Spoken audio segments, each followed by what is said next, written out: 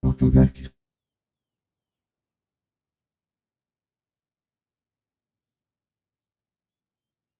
I forgot what I was doing.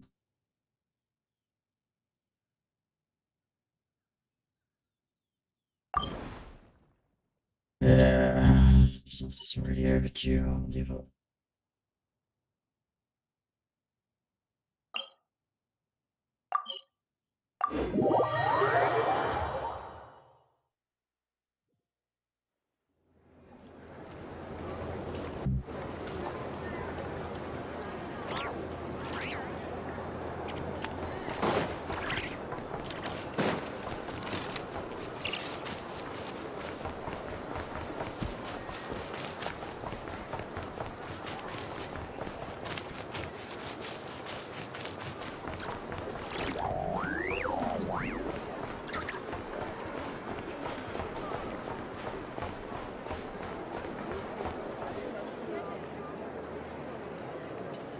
Thank you for waiting.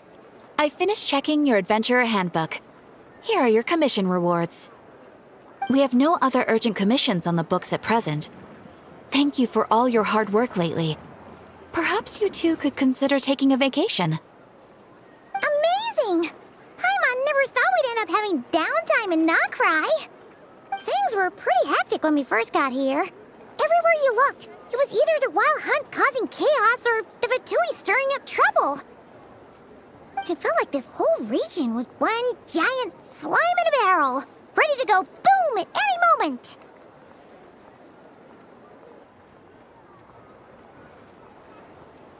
Sure have.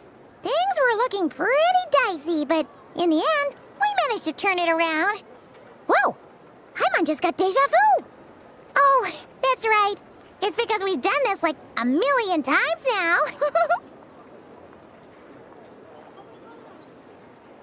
Ah, yes.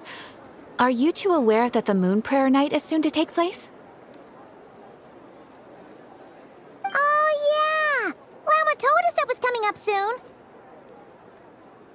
Wait, why do you mention it, though?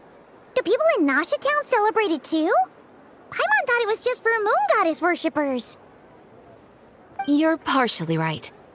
Most people in Nasha Town just see the festival as an opportunity to do business. They do not concern themselves with the religious element.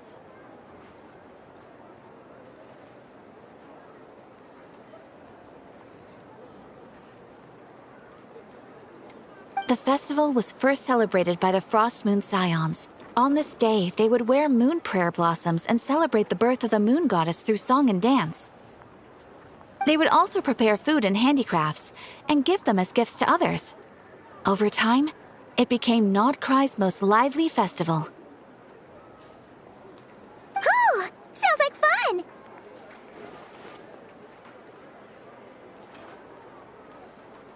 Great!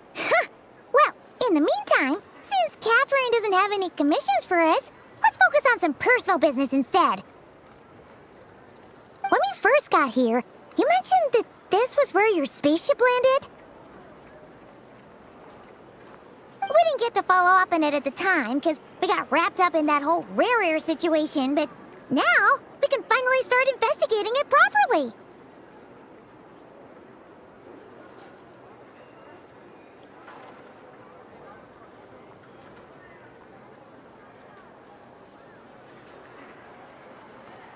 Well, there's a saying Paimon's heard around these parts, which goes, if you lift up a rock, you'll find something you weren't looking for.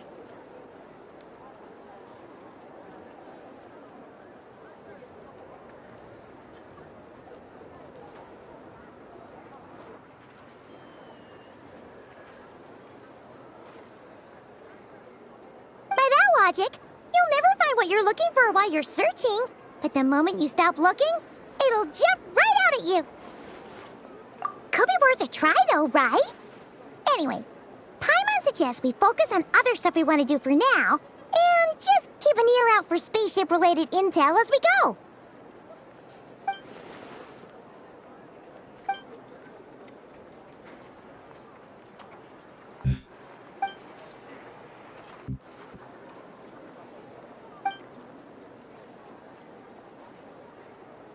What's wrong? You look super serious all of a sudden. Huh? Paimon gets why you'd be concerned about Columbina, but what does the doctor have to do with anything?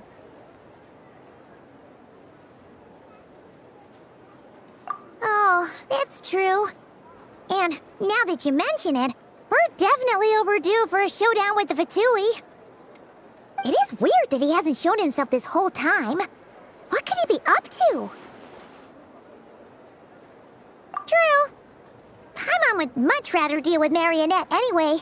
She says the meanest things, but when it comes down to it, she doesn't seem like a bad person. Maybe it's the pressure of being a Fatus? Especially as a Harbinger. Does she feel like she's gotta act tough to keep up appearances or something? But then, every time we headed out with Rarier, she always wound up having to repair Polonia and her other robots. That's gotta sting. Losing face always hurts more for people who care a lot about their image. She's probably still furious about it.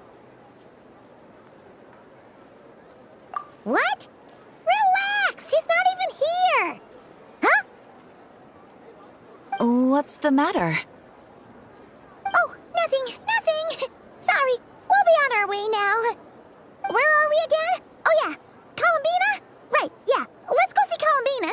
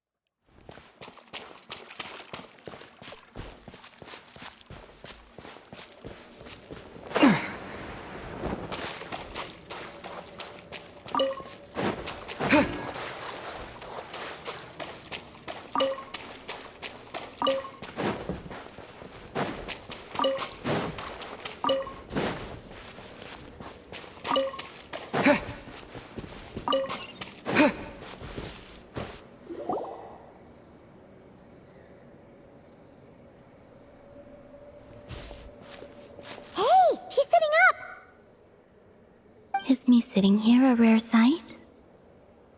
No, we just thought you'd be resting. Perhaps I would have been, were it not for the sudden arrival of some unexpected guests. Not that I consider it a disturbance. After all, you are the only ones who are free to enter. Would it not be a little unfriendly of me to lie down while we speak? I didn't realize you put so much thought into little things like that.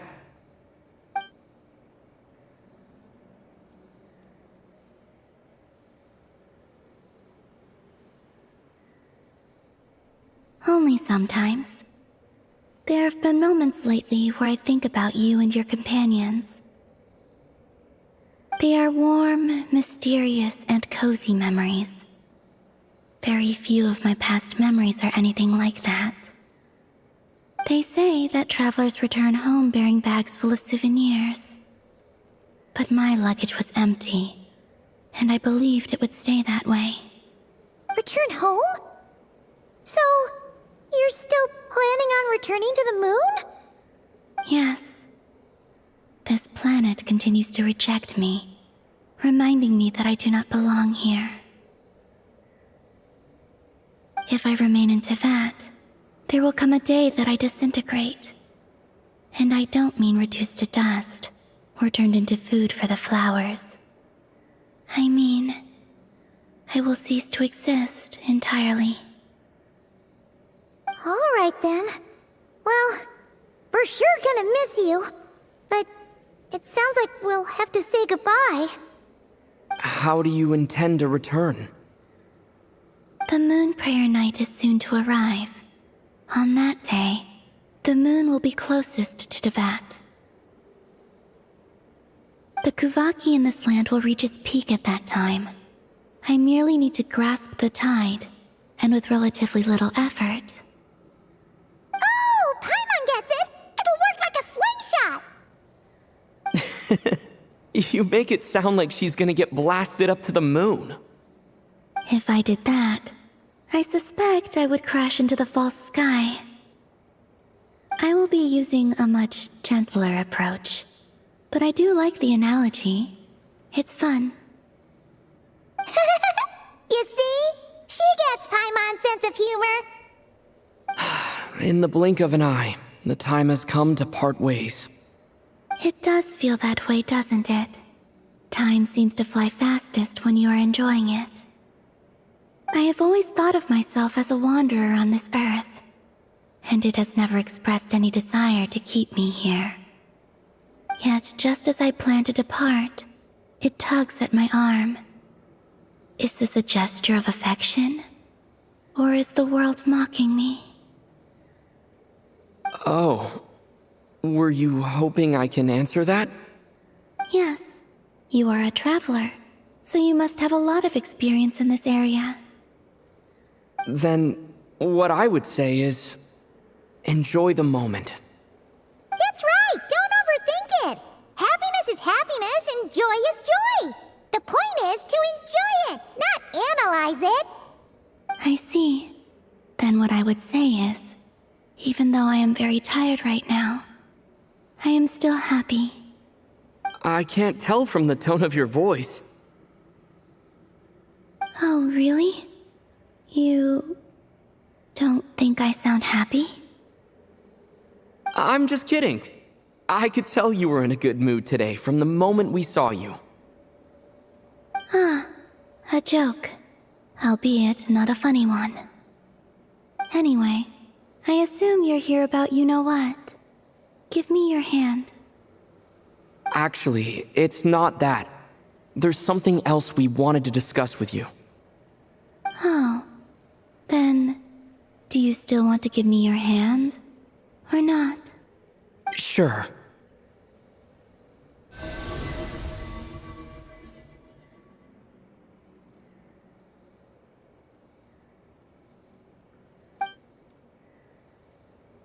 Thank you.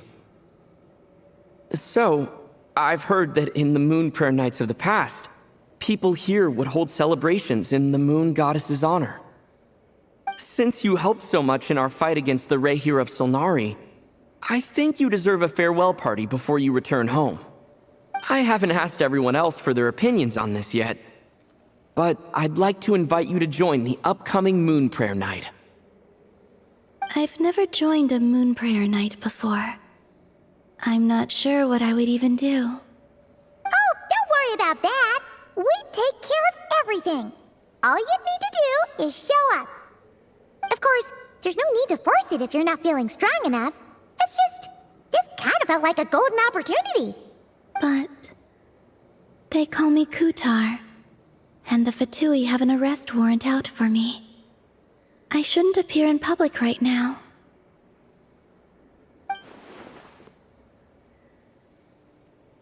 I'll make it work. You have my word. Yeah, we got your back. Well, he does. Paimon's actually not too sure what he's planning. All right, if you're sure. I will not refuse your invitation. I suppose it wouldn't hurt to pack a few more sights from this world into my suitcase before finally learning what my homeland looks like. Oh, if you see Lauma, please tell her that my answer to the question she asked me is neither yes nor no.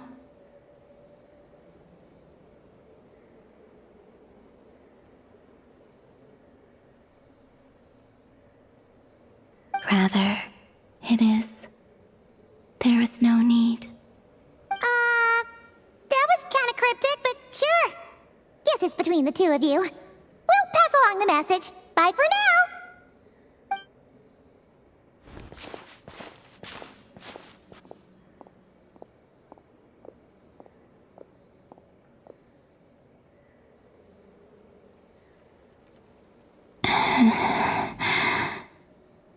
And also, I do not know.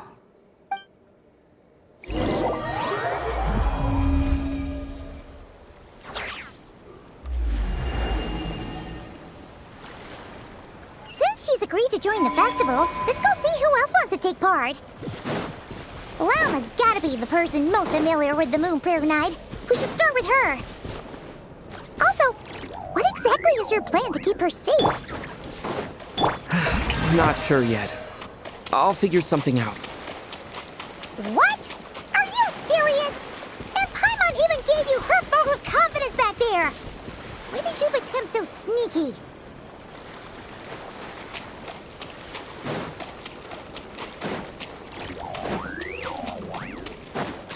I figured I would just walk because they started talking. Hopefully I don't have to climb anything.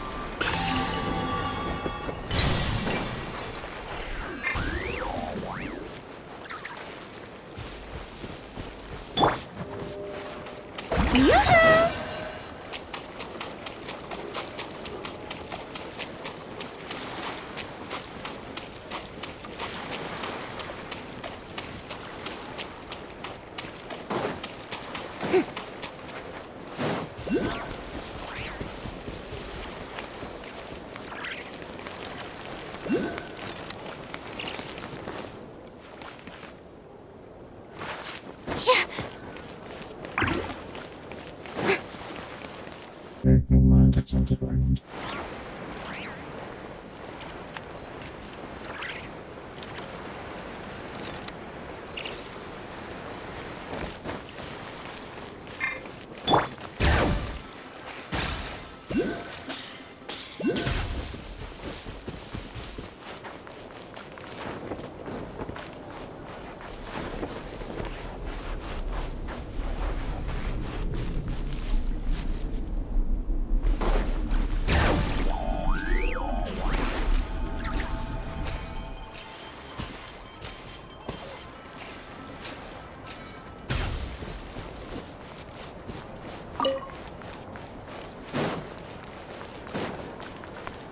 See Nasha Town's preparations for Moon Prayer Night. He is here to go over some details regarding the decorations and custom cloth designs. Right, yeah, that too. What do you mean, that too? Yes, celebrating this festival is a long-held tradition here in Nodcry. On this day, the crescent moon at the top branches of the verdant crest turns into a full moon, and the moon prayer blossoms bloom with a special radiance. Our people take these to be blessed omens. It's an especially welcome event coming off the back of all that nasty business with Rare. Everyone got put through the ringer recently, and now they're looking to turn their fortunes around. The big shots in town all agree that a big, lively celebration is just what we need to rebuild people's faith in this place. No wonder Catherine said that people weren't so bothered about the religious element. That's right. It's become more of a local custom by this point. The celebrations have little to do with whether the religious stories behind this event are true or not. Even the Frost Moon Scions are eagerly awaiting the coming of Moon Prayer Night, despite now knowing that their past beliefs were founded on a falsehood. That's fair. It's a bit like the Lantern Ride in Liyue. It's a chance for people to enjoy themselves, not debate the existence of the Adepti. Oh, one other thing! We just went to see Columbina. We went ahead and invited her to take part in the festival this time. Hope it's okay. Wait, so... you mean she agreed to it? Huh. That's quite a surprise. Then, I suppose that she intends to return to the moon on that day. complicated process, but basically, it's like a slingshot. I understand. In truth, I had a feeling that she might make such a decision. Well, if Kuthar has decided to participate in the festival, we should prepare accordingly. Yeah, exactly. She was saying how it could be risky for her to show her face in public. We were wondering if there was any way we could hide her.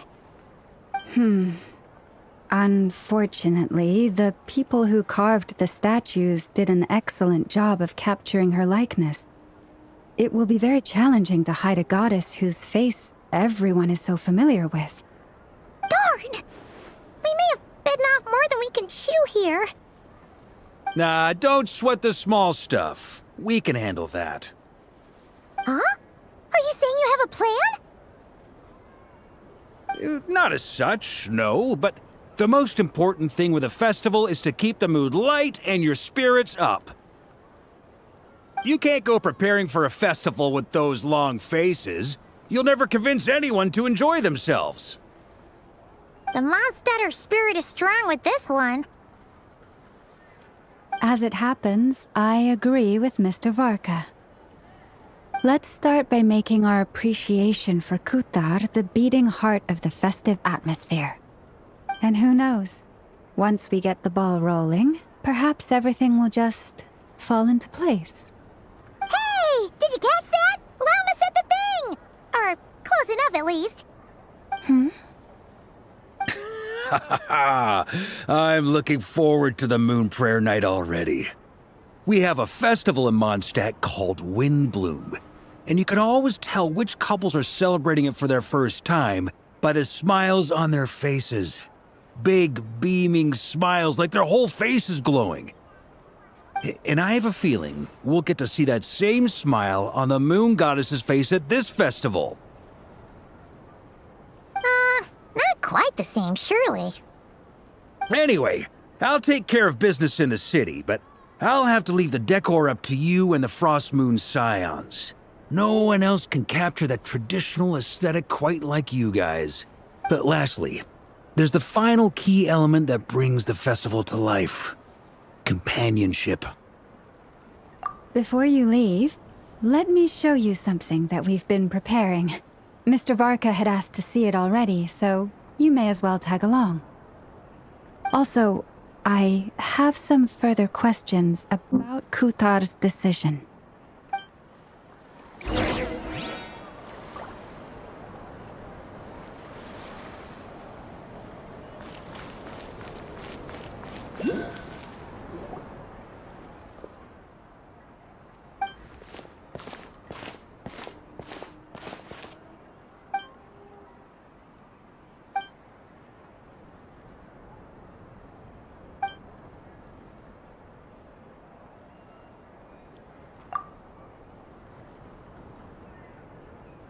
The sections.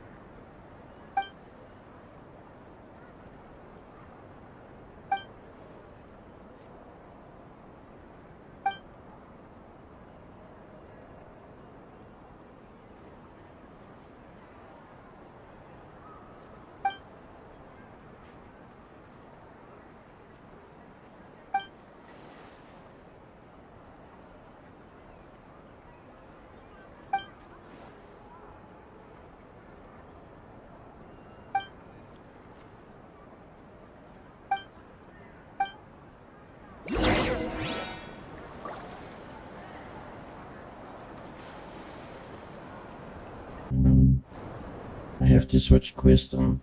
Look it on.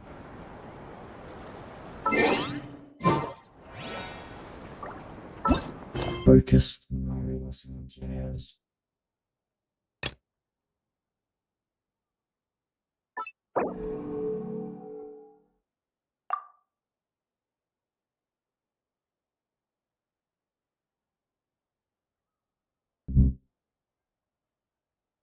So now hopefully that will not happen again.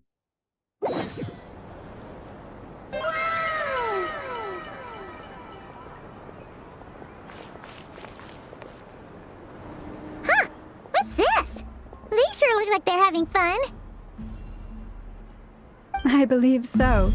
Kuhenki seem very skilled at playing drums like these, although I'm not sure where they learned it from. Maybe it's an innate talent? In their eyes, they're probably just playing with toys.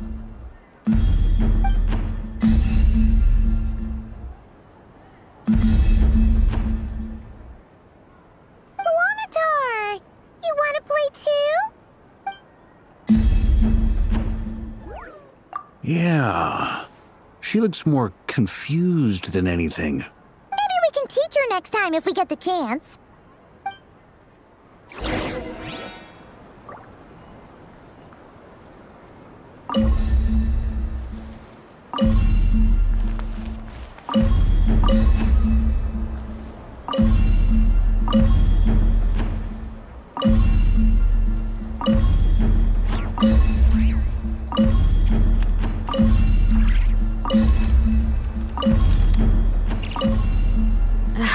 My potted plant on the porch has died again. I was watering it every day. Ugh, don't tell me I overdid it this time.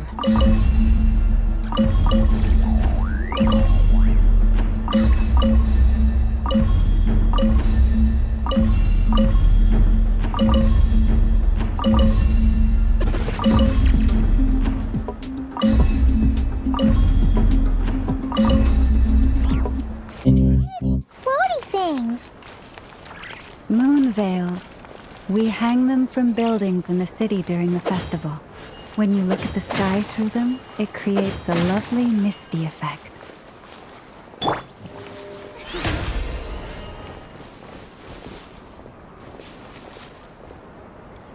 Everyone seems hard at work. They are preparing items for Moon Prayer Night. For instance, the sculpture being made over here, Mr. Varka and I were just finalizing the details of where it will be placed. Ah, there she is. I didn't know the finished article would be so large. Not to worry, though. All the necessary arrangements have been made. Just let me know once it's ready, and I'll get some people to ship it over. You have my thanks. And over here, we are preparing a very traditional confection. Oh, look at all these colors! It looks great! Can Paimon try one? Of course. I have a feeling you'll like it a lot. You bet! Sweets and treats are Paimon's favorite! If you included those in the Feast of the Moon, I bet Paimon would have joined the Frost Moon Scions by now. There will also be verdant crests like this present in Nasha Town during the festival. The timing of Moon Prayer Night is not completely set in advance. We make a rough estimate, then observe the changes in the verdant crests and moon prayer blossoms to guide us. As such, the wait itself is a fun feature of this particular festival.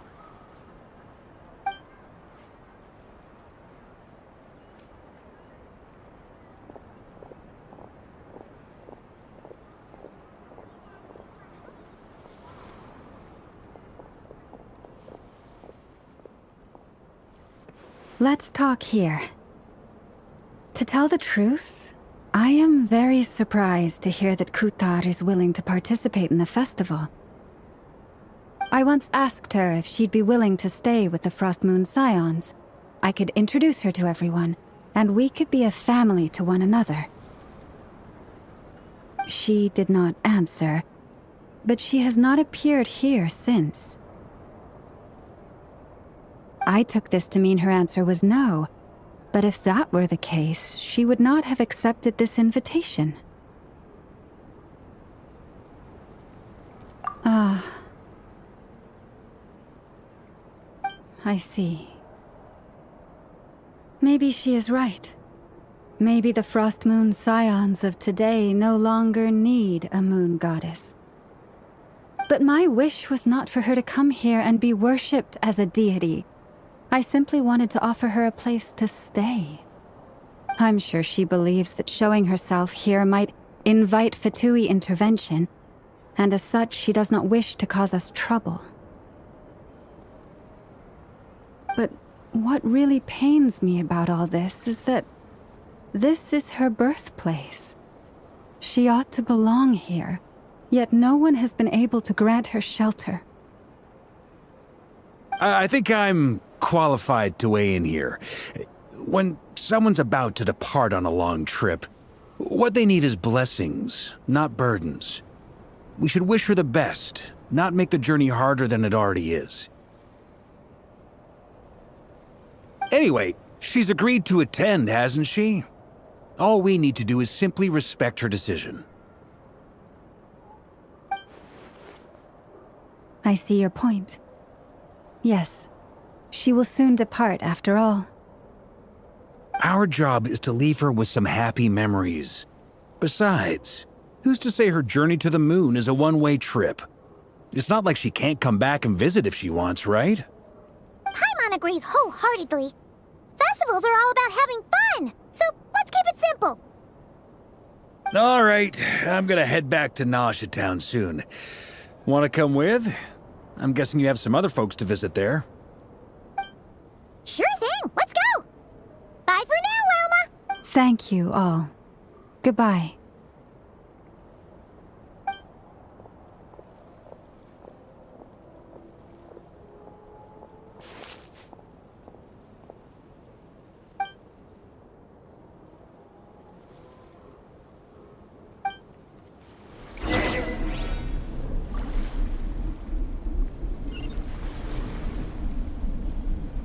Oh, that's a long way to walk, so.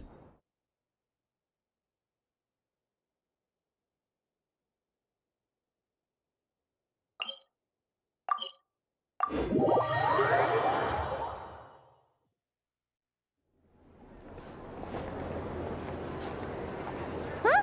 Hey, over there! It's Durin and Albedo with Flints! What could they be chatting about? That's Durin. I got his name right. Your guess is as good as mine. Ah, Grand Master, and the Traveler and Paimon. Hello there. It's been a while. Perfect. We have some new volunteers for our investigation. Wait, let me guess. The righteous Lightkeepers are finally ready to hunt down the Abyssal Dragon? Haha. Yes, that too. Yeah, right. Oh, wait. Why does everyone keep saying that too? Well, to be precise, the facts match, but not the causality. Wait, so I guessed right? Half right. Don't act so impressed with yourself. Maybe I can explain. We ran into Mr. Flint's north of Nasha Town. At that time, we just noticed a few abyssal creatures out in the wild, but the strange thing was, I didn't detect any traces of abyssal energy on them at all. On closer inspection, we realized that they were not real monsters, but something akin to reflections in the water, or perhaps a mirage. Huh? What do you mean? Like, you could see them but not touch them? Exactly. It was very peculiar. They roared and tried to attack us, but we could not make any physical contact with them. I think I've heard of things like that happening in Nodcry before, but I don't know much about it. Yes, it's a known phenomenon. Mirage-like illusions tend to appear in Nodcry in the run-up to Moonprayer Night. From a distance, they appear quite real. I myself thought that Misters Durin and Albedo were locked in battle with abyssal monsters when I first arrived. But after sharing intel and investigating a little further, we can confirm that these illusions are harmless. There is no great cause for concern. All the Mirage stories I've heard are either animals, rocks, or small houses. Abyssal monsters, though? That's a first. It's a first for me, too. So I'm planning to look into it further just to be on the safe side.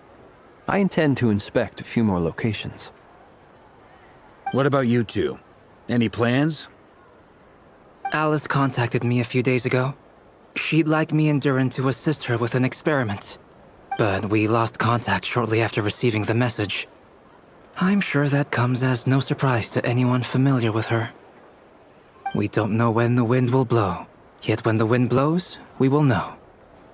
That, in a nutshell, describes how Alice operates. Yeah, that tracks.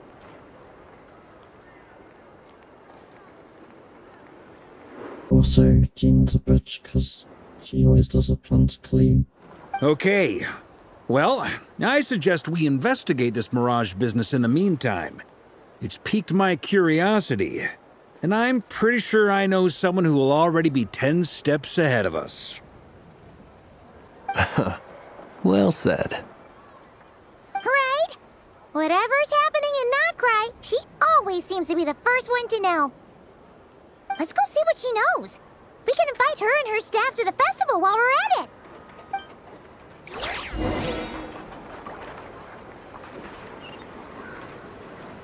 Wonder if I have to travel all the way back.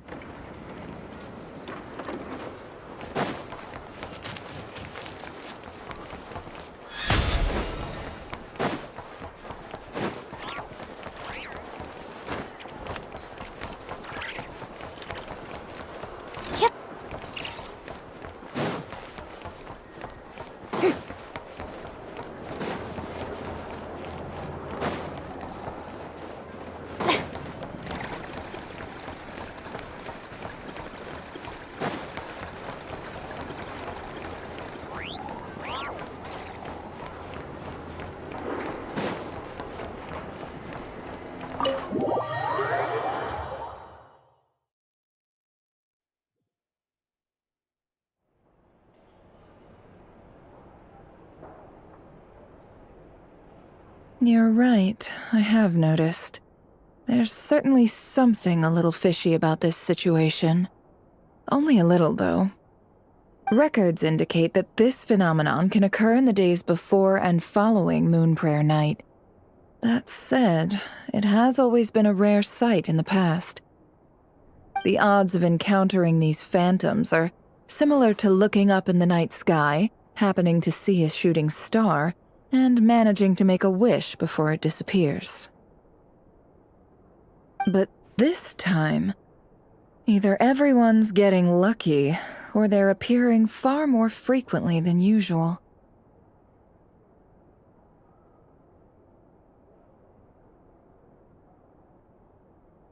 Yehoda's out gathering intel as we speak. In the meantime, let me check off some points of interest.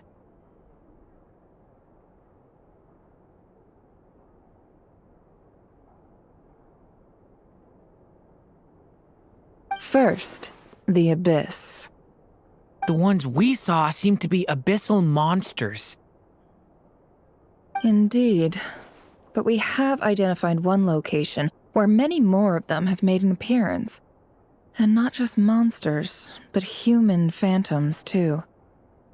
Given the scale and nature of the phantoms, it's almost as if someone's last memories are coming to life.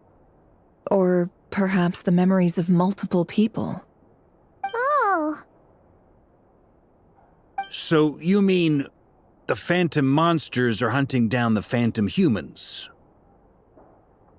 Exactly. The phantoms can interact with each other, but we have no means of intervening.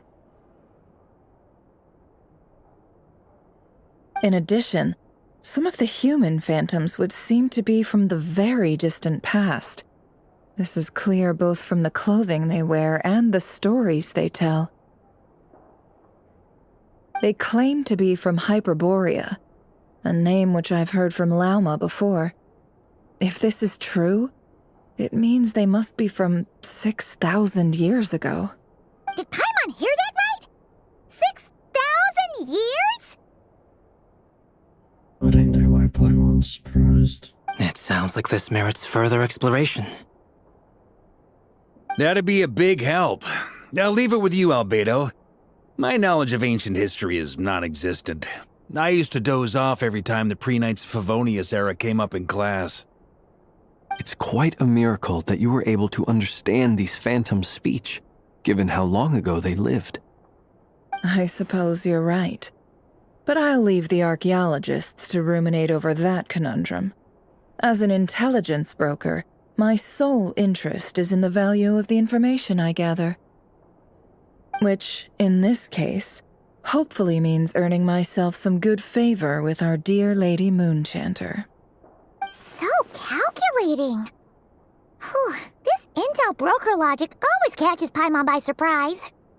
Sounds to me like we could split the work up. I think the abyssal phenomenon is best left to Albedo, Flints, and me. Agreed. It coincides with my duty as a lightkeeper. For my part, I'd like to understand the abyss better. Even a little knowledge would go a long way. This is certainly a rare opportunity to study the abyss. But even rarer, perhaps, is the chance to make contact with the ancients. The Curatorium will take the lead on investigating the Hyperboreans. We put in the work to learn what we know so far. It seems only fair that we get some quantity of exclusive intel. That just leaves our trusty team of 2 unassigned.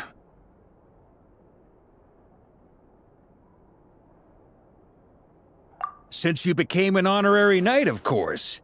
This was part of my grand plan all along. Ha ha ha! Oh yeah, by the way, we managed to convince Columbina to come to the Moon Prayer Night celebrations. Would you and Yehoda like to join too? She agreed to that? Huh. Quite an achievement. Never underestimate the traveler, I guess.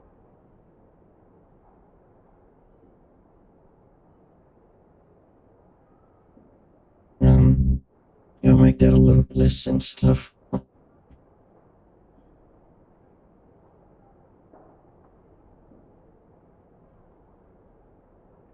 Yeah. My bad there. I gotta set it up just in case. Because sometimes they can be annoying. But I guess not right now. But, hey, once. I'd be happy to join. No point shutting myself inside when the streets are all decked out. I doubt any clients will be visiting during the festival in any case. I'm just running through the story. I'm not really going to be doing much else but that. But, yeah, I don't know how long it'll take. And Yehoda loves a party, so I'm sure she'll jump at the opportunity. No. No. No. No. No. No. No. No. No. No. Way to contradict me in front of... Wait. No, that's not what I have bad news, boss. So many people. All right, everyone inside, quick!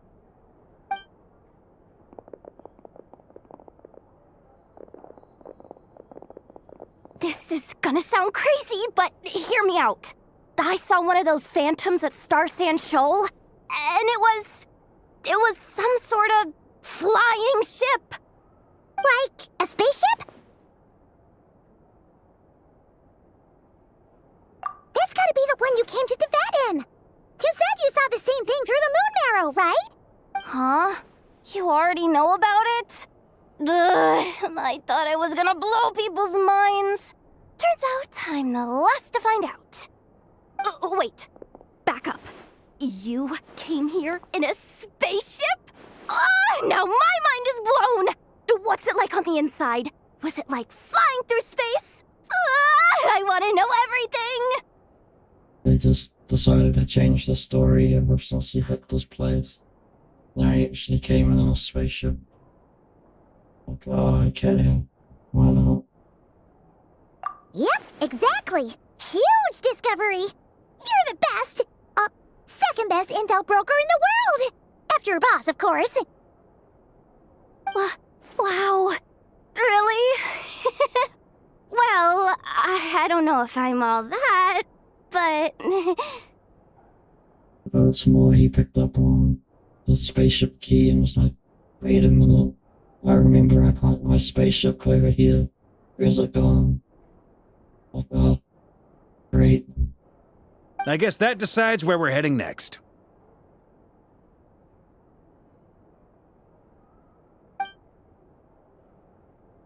Come on, don't look at me like that. I know the spaceship doesn't have anything to do with me, but you don't want to leave me as the only one twiddling my thumbs, do you? Please? Fair enough. You can tag along. In that case, let's meet back here to discuss our findings once we're done. I wish everyone a productive investigation. You too.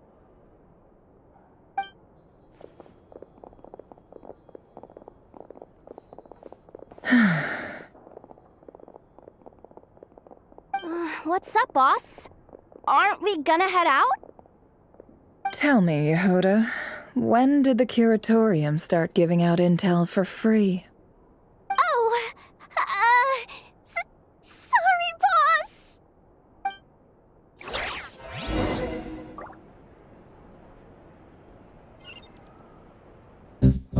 I think 6 months worth of free labor.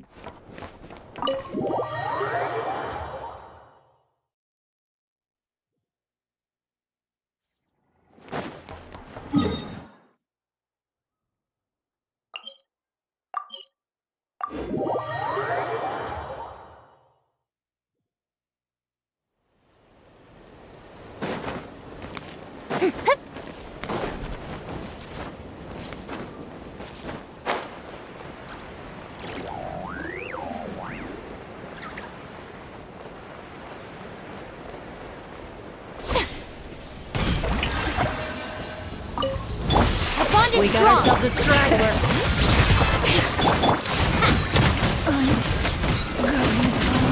A proper send-off from the Stina with love. Coming at ya.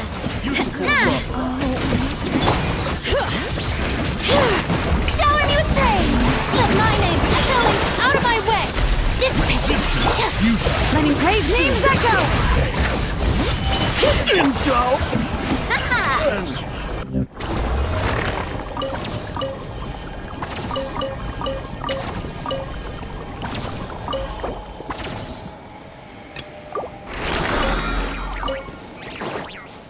Anyway, back to the story. Now it is there.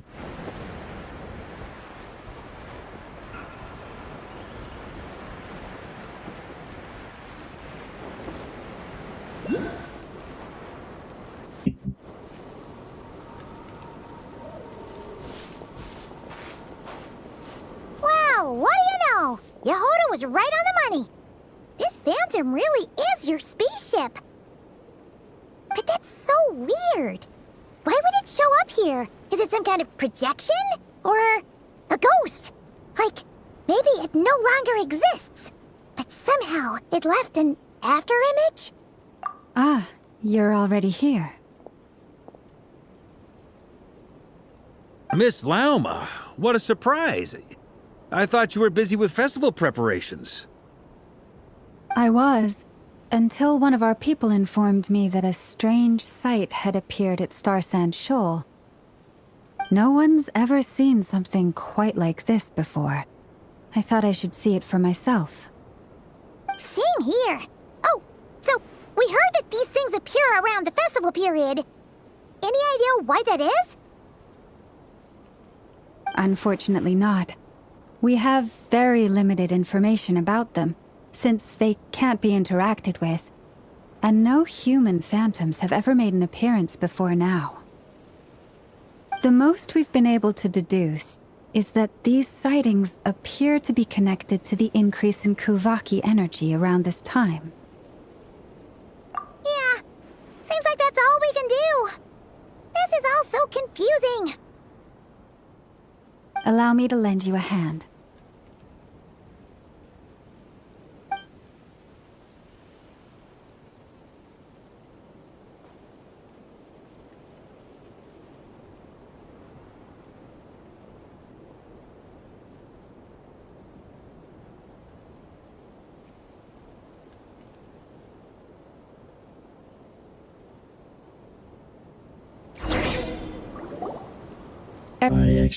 Our friend here should be able to provide us with some information. I actually gave the spaceship key, or the stasis key to Min, so if I have to use it now, I can. Is that a phantom Rhyme-horn deer? I've heard about how the Frost Moon Scions live in harmony with the animals, and can even communicate with them. That's coming in handy now, for sure. Okay. Yes, I understand. Then how about this?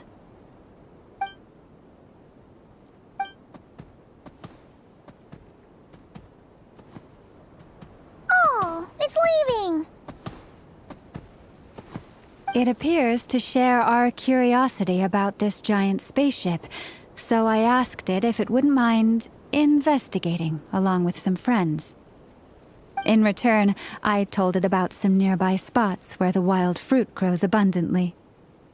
We may live in a different era from these phantoms, but I trust that the terrain, climate, and ecology here are more resistant to the effects of time than some things are. Let's give them a moment and hope for the best.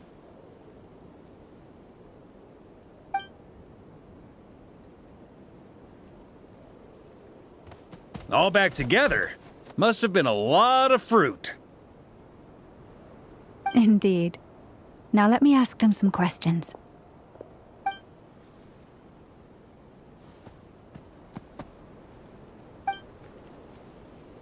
It did find a lot of wild fruit, enough for them to feast for a long while.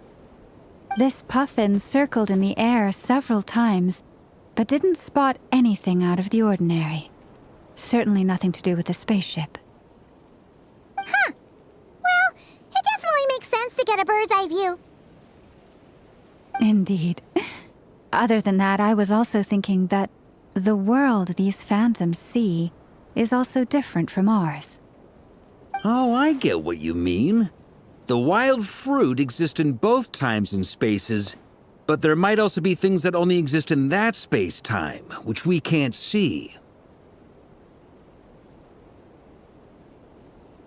This opens the whole argument from what actions you make in the past impact the future.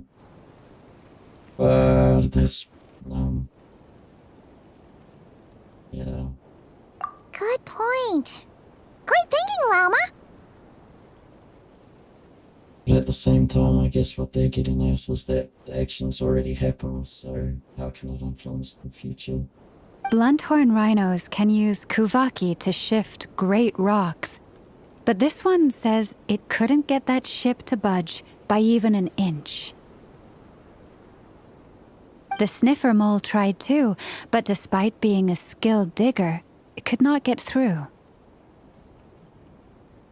They say that the spaceship looks robust and undamaged. It seems completely impervious to any and all attacks. Whatever lies within is well defended from harm. So, just like us humans, there was nothing they could do about this spaceship either. Yes. Still, they deserve our thanks. We are grateful for all your efforts, dear friends. Now go, and enjoy your feast. I've noticed some other human phantoms gathered nearby. Come on, let's go talk to them.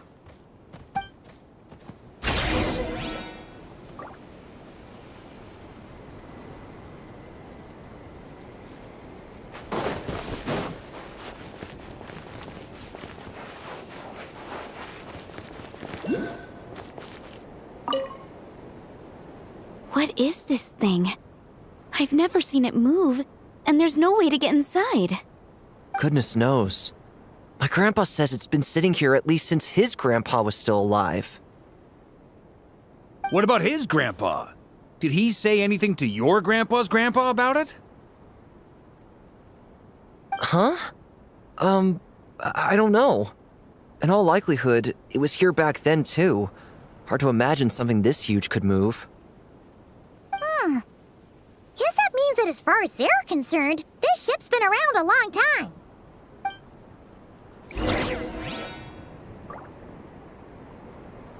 They didn't say that his grandpa died at 20 when he was in the war, though, did they? Anyway, enough of my commentary. Come on, brothers! If we can get even a small chunk off of this thing, it's gotta be worth a fortune! Today is the day we strike it rich. Huh? You mean Paimon?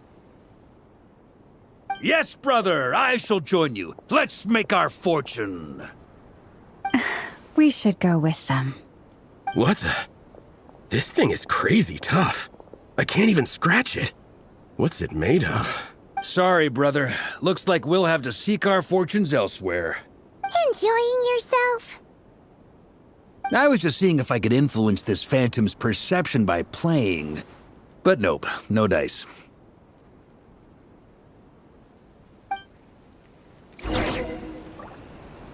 I'm sure we're all starting to build up an idea of what's going on here now that we've spoken to some of the people. These phantoms are reenacting real historical events in Nodcry. It's almost like we're in some kind of interactive stage play. We can talk to the actors, but the plot is fixed, and we can't influence it. It makes sense. History is set in stone. The objective facts of the past cannot be changed. Paimon totally thought you were just goofing around earlier. But actually, you were doing some serious investigating. Of course I was. Anyway, at this point, I think we're forced to conclude that although the Phantom spaceship is right there in front of us, we aren't going to learn much about it from these people.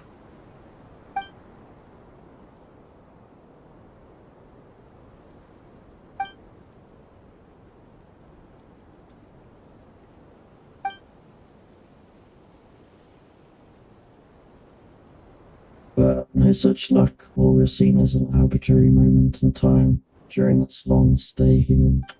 Don't be discouraged. If nothing else, this is proof of the ship's existence. And think about it. So many people tried to hack their way inside, but no one could get the door open. It's made of very tough material. To me, that says that we'll either find the ship itself or the story behind it. It's just a matter of time. Huh. Every now and then, when Varka gets serious, he actually does seem like Grandmaster material for once. I wonder how the others are doing. Let's head back for now. Sounds good. Also, drinks are on me if Team Knights of Favonius is the first to finish. Wait, we have a team name now? Am I in Team Knights of Favonius as well? You're very welcome to join. We've even got a cathedral ready for you. Isn't that technically blasphemy? You wouldn't dare make a joke like that if Barbados was in earshot. Nah, I'm sure Barbados doesn't mind a little harmless blasphemy once in a while.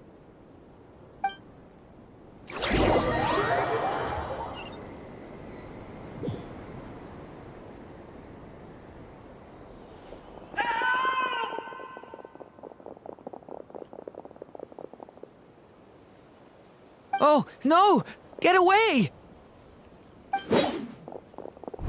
Oh.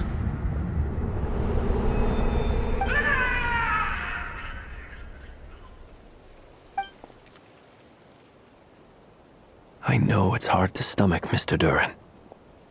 But as I'm sure you've noticed, there is nothing we can do to intervene in that which unfolds before us. But we have to at least try. And try you have. But are you aware of how many unsuccessful attempts you've made now? I wasn't keeping count. I'm afraid this is the 39th failure so far.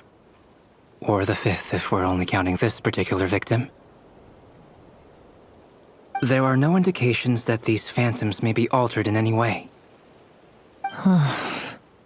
You seem to have calmed down a little. I'll make us a fire. You should rest and have some water. Feeling any better now, Mr. Duran? May I ask a few questions? Be my guest.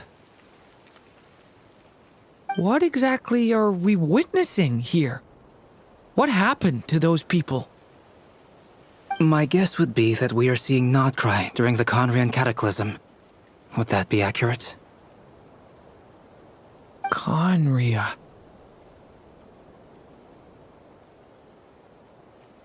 That is correct. As you know, once the Abyss senses even the tiniest crack, it floods in and spreads like wildfire. There was a time in the distant past when it permeated all of Nodcry, causing immeasurable harm. The people paid a terrible price to heal this land. Then, 500 years ago, the whole of Tevat suffered an abyssal disaster. Once more, Nodcry was dealt a devastating blow. I see.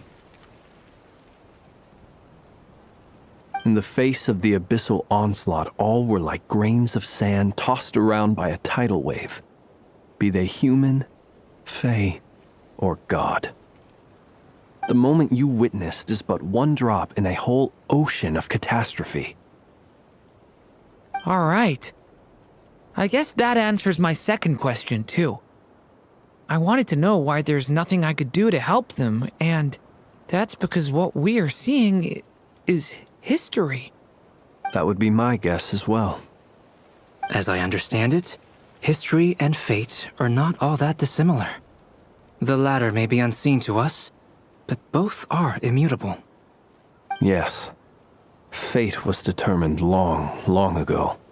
I still have a couple of other questions for you, Mr. Flint's. You mentioned more than one abyssal disaster that has struck this land in the past. How can you be sure that what we're seeing is from the Conrian incident? And also, how are you able to stay so calm when you're talking about these events? From everything I know about you, you're not cold or ruthless, and you're not indifferent to the suffering of others.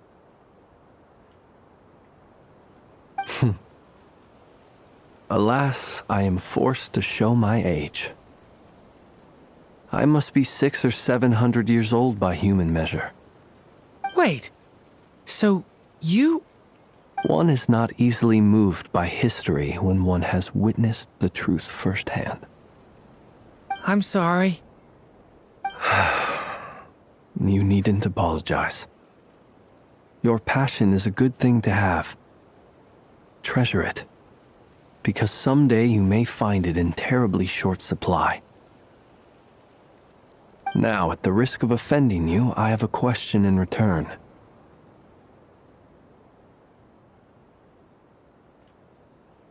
Your curiosity toward the Abyss, is it born from hatred or because you sense its call?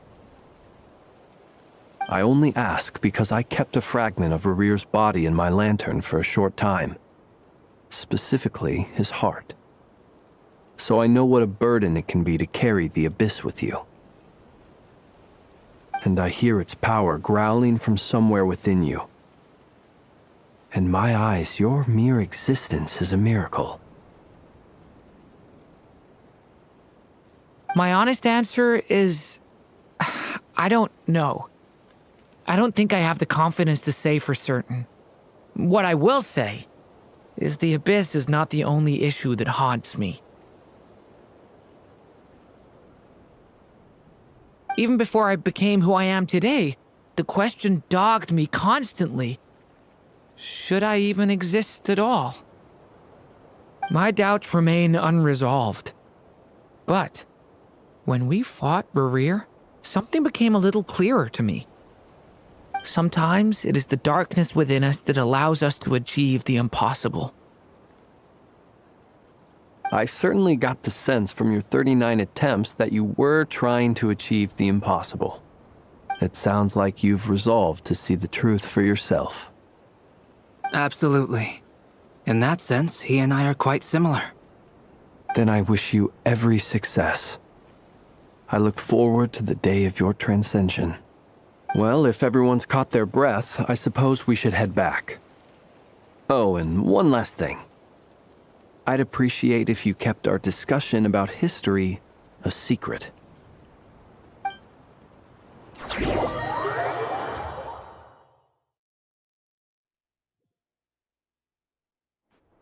Incredibly, our separate investigations led us all to the same conclusion.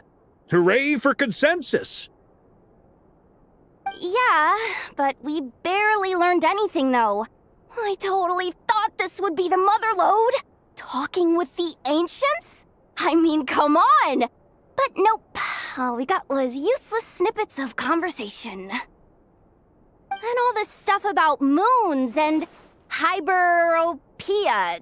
What a load of baloney. Seems like people back then had a few screws loose. I understand your frustration. We found the same issue. Each phantom only showed a very brief moment in time. There isn't much value to be found in these miscellaneous fragments of a civilization's history, no matter how glorious it may have been. If there's a silver lining, it's that these phantoms are harmless to the present reality. They shouldn't get in the way of the festivities. Paimon agrees. And not just because it's the first thing she understood in this whole conversation.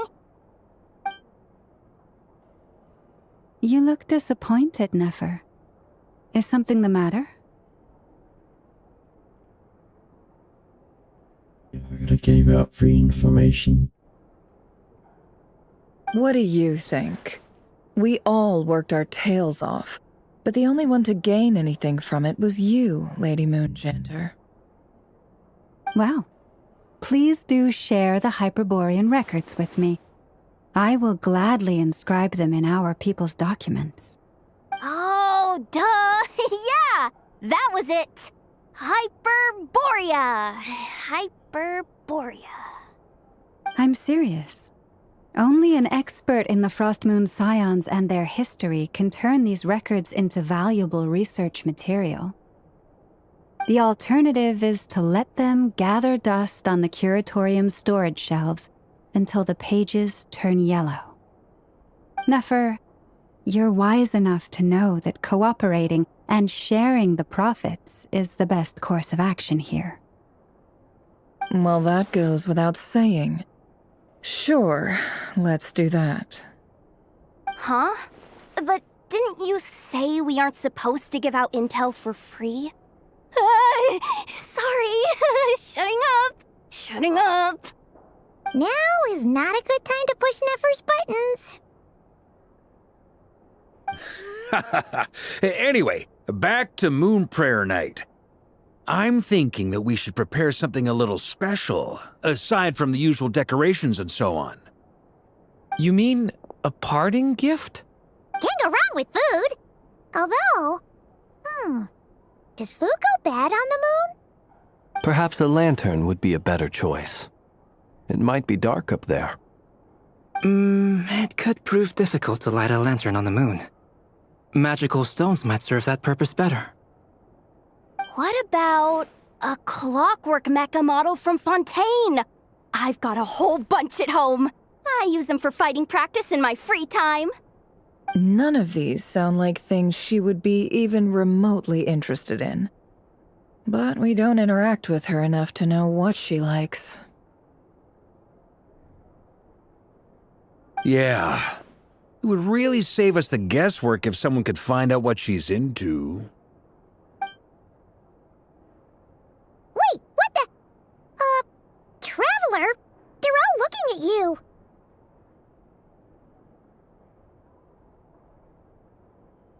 Yep. I guess I'll have to go ask. Great! Haha, problem solved. Now, I need to stop by Dory's. Gonna need her help sourcing a bunch of stuff for the festival.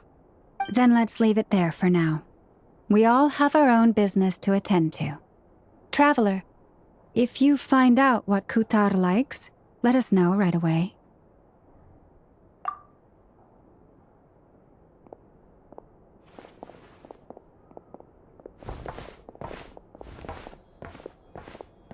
Is something the matter? That was my line, matey. I'm fine. It's just... I'm still feeling a little rattled after witnessing the horrors of the Abyss. But it's okay. This is something I have to work through. I'll be alright. Thanks for your concern. Well, don't put too much pressure on yourself. If you ever feel like something's wrong, physically or mentally, we're here to talk. Come on. Stop treating me like a kid.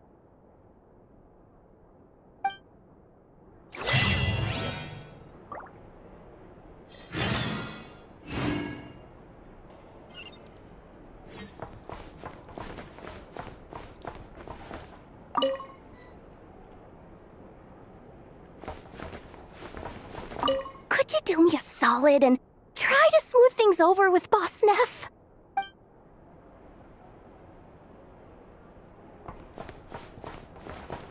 Which is why we need a lantern guaranteed to work on the moon. Yes, I have a few ideas, but the lantern itself is the easy part. The real issue is how little we know about the lunar environment. Wait, you two are serious about this? Let's just say I'm intrigued by these shining magical stones that Mr. Albedo has mentioned.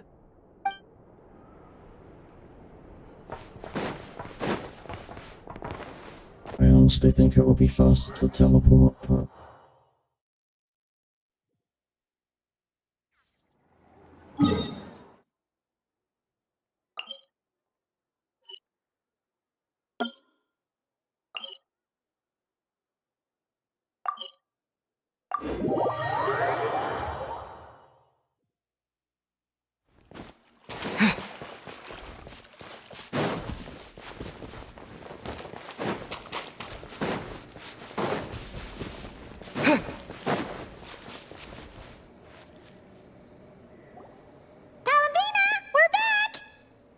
Huh? She's not here. Weren't there a few Kuhenki here last time, too? Where did they all go? Walkies? For Kuhenki? You're not pets, you know. Oh, well. Looks like we just came at a bad time. Let's try again tomorrow. There's still a few days until Moon Prayer Night, so we're in no rush. Besides, she needs time to rest anyway. Let's go.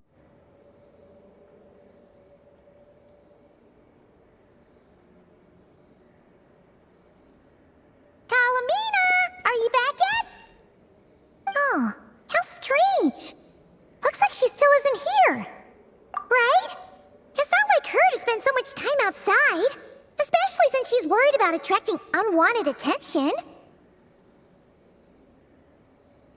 What about Luonatar? Luonatar, you there?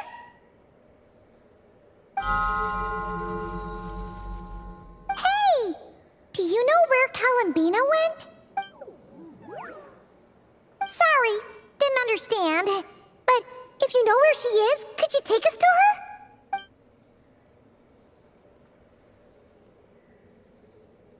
Yeah, that's even stranger. The flowers change color. What about them? Oh, that's not good news. They change color when Kalambina gets weaker, right? And they look super pale right now. Good idea. She might know what's happening.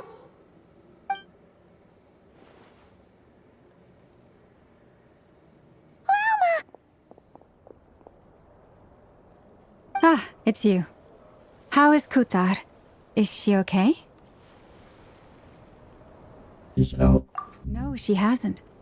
I came here to check on her after I noticed the flowers had changed color. Based on past precedent, she must be very weak right now. Even getting up to walk would be a struggle. it seems unlikely that she wandered off outside. Not to mention that she doesn't do that at the best of times either. So yeah, this is super weird. No. Very few people are in the know about Kutar's whereabouts. And if anyone suspicious had visited, they'd have left some sort of evidence. Come on, let's go to Nasha Town. If anyone has seen her, someone there will know about it. It's not Cry's information hub after all. Makes sense. Let's go!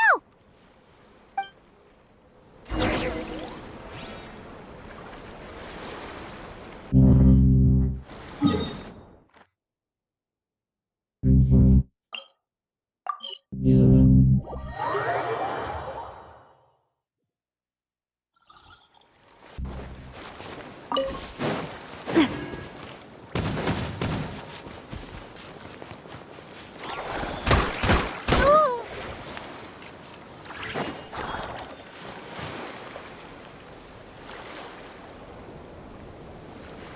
Wait a moment.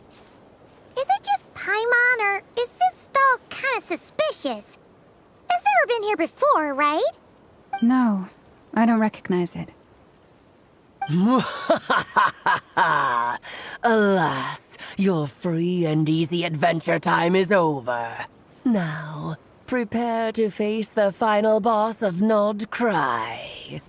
Whoa! Where'd that voice come from? Not sure, but it's definitely hostile. No, not that way. The final boss is right here. The sniffer mole? That's the final boss? Surely not. Also,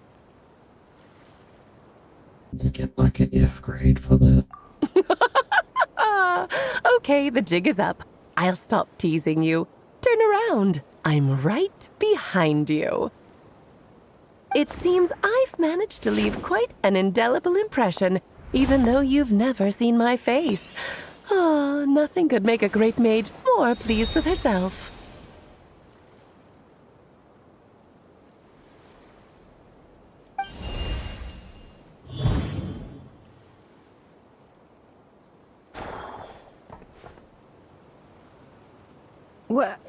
What is going on?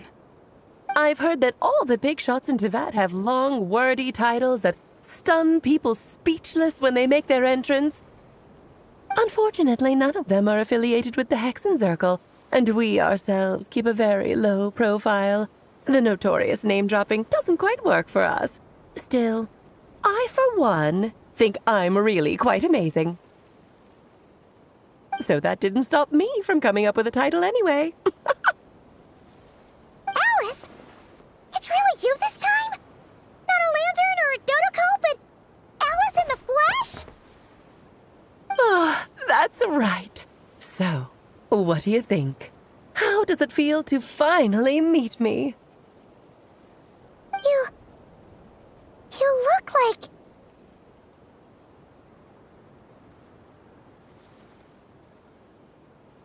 You look kind of young. What is that supposed to mean, I'm the mother of Klee, Teyvat's #1 cutie. How old could I possibly be?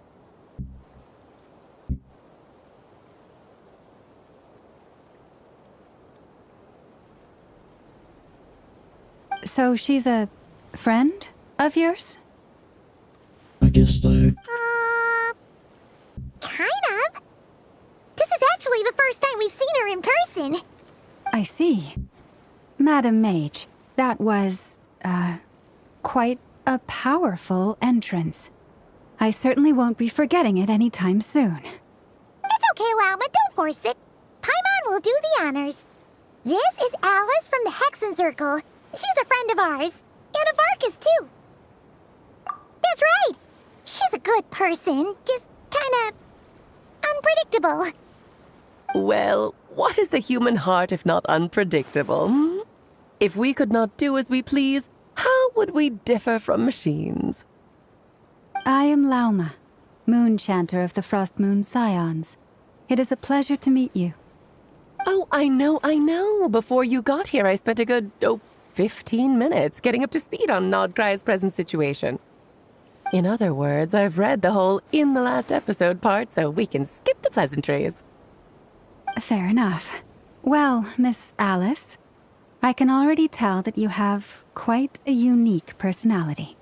He'll get used to it. Paimon sure is. So anyway, what are you doing in Not Cry, Alice? Oh, I thought I told you already. This time, I'm the final boss. And what a formidable foe I shall be. Powerful, confident, decisive, and good luck finding my weak spot. You will never succeed. Oh, drat! My one weakness, and you found it in an instant. Fate has been dealt a devastating blow. Yep. Get Jean involved. Thus falls the great Dodo King. Why are you playing along with this nonsense? For funsies, of course. What's wrong, Paimon? Are you disappointed in me? Am I a gigantic letdown? No, it's just... you seem like a busy lady. And this is the one time you've shown up in person. Paimon figured it would be for something more high stakes than just goofing around. You're quite right. I'm here in Not Cry because something big happened. Something big enough it caught the attention of the Hexen Circle. It concerns the 3 moons, Tevat's borders, and of course, the moon goddess you are currently searching for.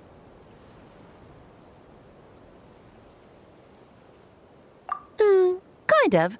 Why don't we discuss this over a pot of tea? My main reason for coming on this trip to Tevat was, of course, to have some fun.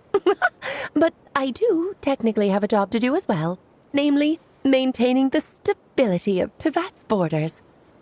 I'll skip over the complicated parts, but to sum it up, abyssal energies are all that lie beyond Tevat's border. We'd find ourselves in a real pickle if they ever made it through. And the phantoms you've been seeing are a sign that the border has been disturbed. No wonder they tend to show up around Moon Prayer Night. Is it because the real moon is now so close to us that its power can cross the border? In part, but only a negligible amount passes through. Just enough to influence the verdant crests and so on. And as you've noticed, there has been an unprecedented number of phantoms appearing this year. The influence of the moon beyond the border cannot explain this. No, there is another far greater factor at play. The trilunar syzygy. A trilunar syzygy? Eons ago, before the heavenly principles came to Tevat, it was the then 3 moon goddesses who controlled the laws of this world.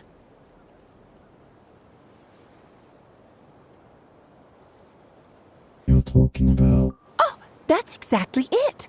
The 3 goddesses split these powers amongst themselves, promising never to consolidate them into one singular body. This was meant to keep the world stable. But, fast-forwarding to the present, the eternal moon's marrow is with you, while the iridescent moon's marrow, which should never have appeared in this world, has been retrieved. Add that to the presence of a moon goddess in the flesh and... the power of all 3 moons is gathered here in Not Cry. There hasn't been an event like this since the War of Funerary Flame. And it's having a noticeable effect on Tevat's borders. Because I wish to give my darling daughter a peaceful, sunny environment to grow up in. Is that a good enough reason? Kinda sounds like you're dodging the question, but it does make sense. Well, that's one reason anyway, and the most important one. The others are a little complicated to explain. For instance, cleaning up after dearest Miss R. Albedo could tell you more about that if you're curious, but right now, I have a more important question to ask you. Why are you collecting the moon marrows? Bambino was trying to go home. I see. Nicole told me about that legend once. Nicole? You mean Mage Anne? Oh, so you remember. heard her voice in Fontaine. Ah, yes, of course. That was the story about Fate, her area of expertise. But back to the story of our dear moon goddess. I'm afraid her intended method of returning to the moon is unlikely to work anymore. What does that mean? She may be missing, but she hasn't gone anywhere. She has disappeared. But that makes sense.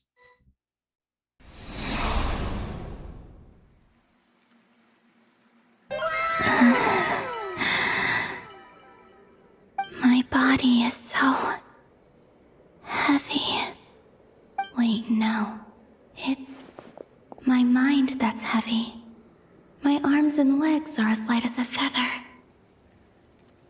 What's happening to me? I feel drowsy, like I've been asleep for too long. Is it daytime or nighttime? Is the moon out? I think I'll go for a walk.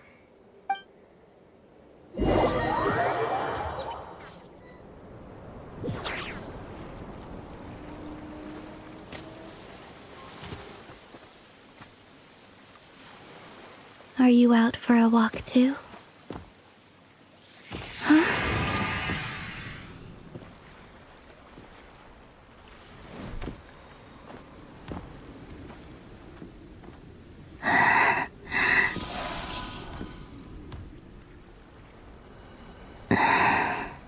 The day has come at last.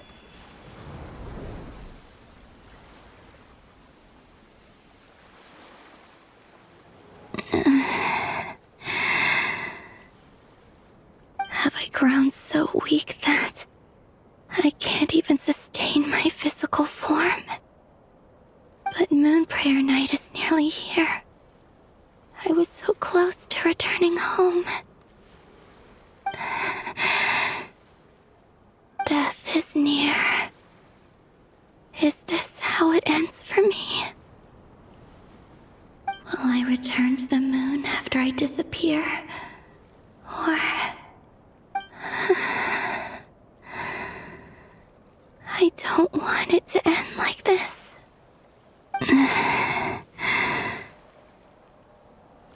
So far, at least, I still exist.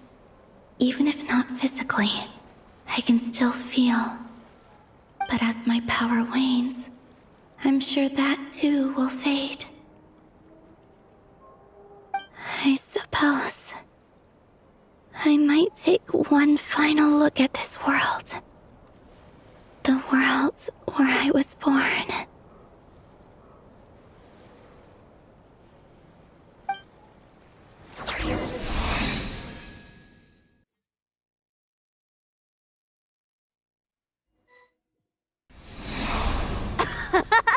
Come on, come on!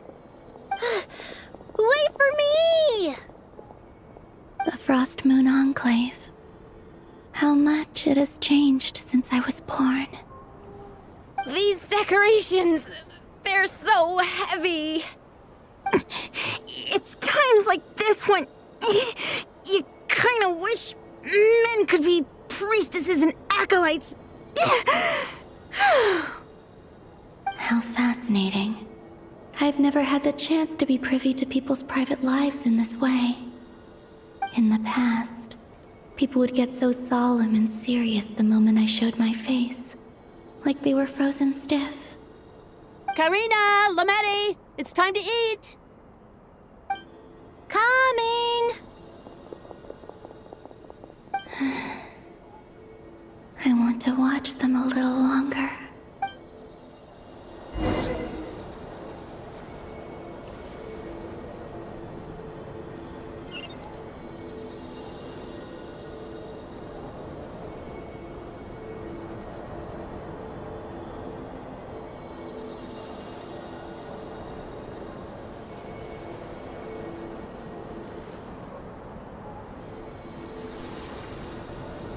So just fill these balloons with air, right? Yep. try a couple now to test things out. The rest can wait till Moon Prayer Night.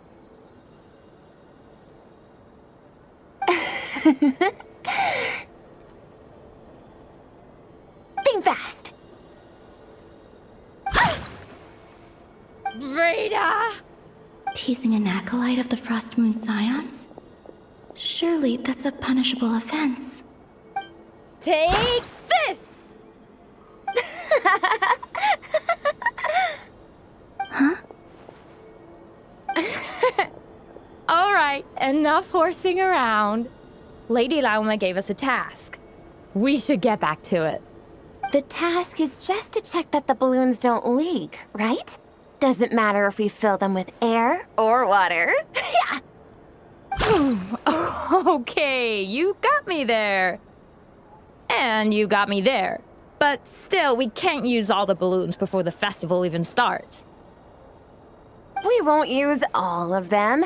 And as long as Lady Lauma's trusted acolyte doesn't snitch, this can stay as a little secret between friends. A couple more can't do any harm, right? Oh, you menace. Then, think fast!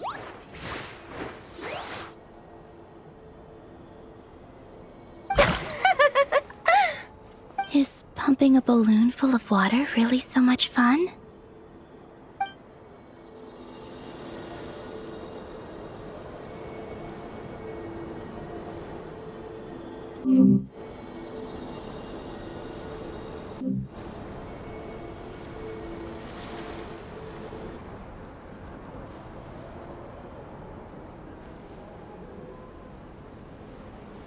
I'm sure you're both tired from playing all day. Come on, eat up. A plain, humble meal. That has always been the way of the Frost Moon Scions. Huh? How come Lametti got a midsummer berry dessert? Oh, I always get Lockaberry. I don't mind sharing. You can have a bite of mine if I get to have a bite of yours. They're sharing food? I've never shared food with anyone before. Even at the Harbinger tea parties, everyone just ate off their own plate. And when I couldn't finish my food offerings from the Frost Moon Scions, they'd leave the leftovers out under the moonlight for the animals to claim. Hey! That was 2 bites!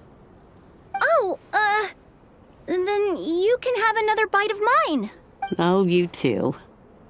Oh, don't fret now. Here, have some of Granny's too. So this is what it means to be family.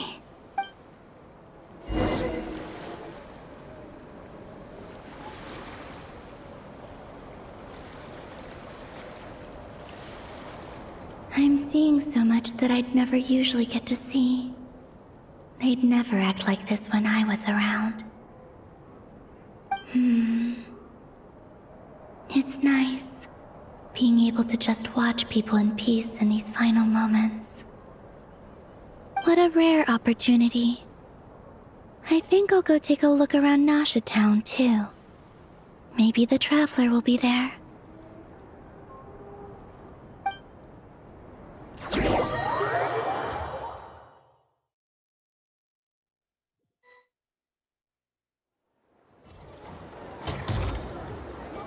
After the War of Funerary Flame, the moon goddesses were no longer recognized by Tevat. They lost the whole foundation for their existence.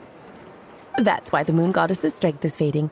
She cannot withstand the world's rejection of her.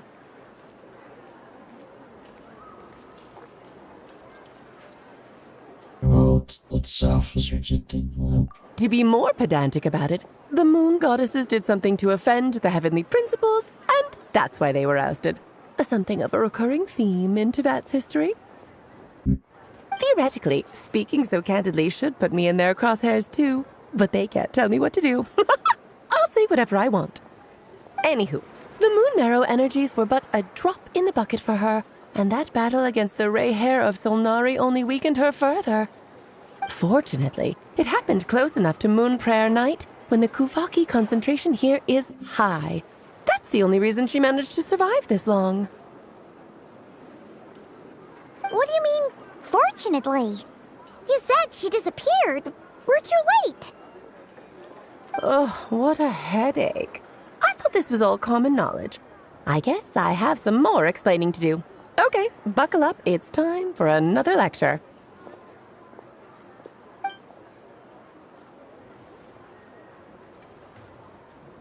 Now, I said earlier that the moon goddesses lost the foundation for their existence. The reason for that has to do with the natural order. Basically, the rationale for their existence in Tevat was lost.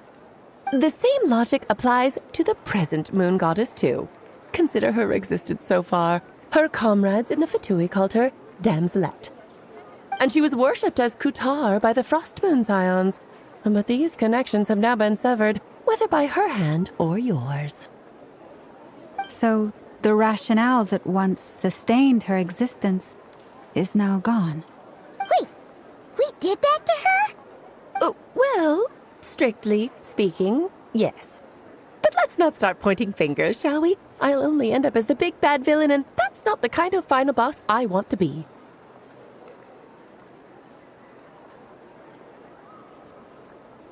Hopefully that means you have a plan. Of course I do. I'm only the greatest mage in the whole entire world. Now, if you wish to find your moon goddess, there are two problems we need to solve. Firstly, we'll need to strengthen the connection between her and Tevat, at least enough to sustain her until Moon Prayer Night. Strengthen her connection? But does that mean I'll have to rally all the Frost Moon faithful behind this? I'm afraid a bygone faith and a former home won't be of any help to her now. Do you know her name? Her name?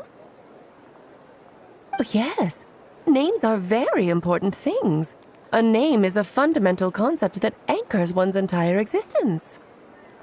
Then your first job is to find it.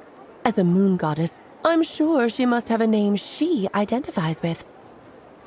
Neither Columbina nor Kutar is her true name, and she's never really accepted either of them. So, finding out her real name is enough to sustain her existence? Yes, I know it sounds like a small step, but every journey begins that way. So for now, that's all we need to focus on. The second problem is with her plan to use the moon marrows to return to the moon. Unfortunately, piercing through the false sky will take an enormous amount of power. Given her current condition, she won't be able to provide anywhere near enough power, even if she recovers her physical form. But no need to fret. Nicole's the expert in this field, and I'm sure she'll figure something out. Wait, Mage N is going to help us out too? That means we've got 2 Hexacircle mages on the case. This is turning into a pretty big deal. Actually, this is more of a side quest for me. Like you said, I'm a busy lady, so I can't stay for too long. I'll have to return to Tevat's border soon. That's the upside you get for looking out for my little Klee. Hopefully that will incentivize you to carry on keeping her company in the future. Anyway, jokes aside, you'd better get moving. It will take quite a miracle for the moon goddess's consciousness to hold out till Moon Prayer Night. Oh, I suppose I might as well tell you where Nicole is before I leave. Off you go now. Time to meet your new friend. Oh, yes, and a little suggestion. Don't forget to mind your heads. What? I wonder how Durin's doing. I should really go see him before I head back. You really are super busy. I most certainly am. There's so many children I have to keep tabs on just in Mondstadt. Durin, Albedo, Venti, Varka. There were a few unexpected names in there, like a lot of them. Klee didn't make the list, huh? Of course not. Klee is my pride and joy. I have no qualms about her, because she's the best child in the whole wide world. And Gina's just a bitch. Oh! Yep. Klee's a little angel. Mm-hmm. I'm glad you agree. Well, all the best. See you when I see you.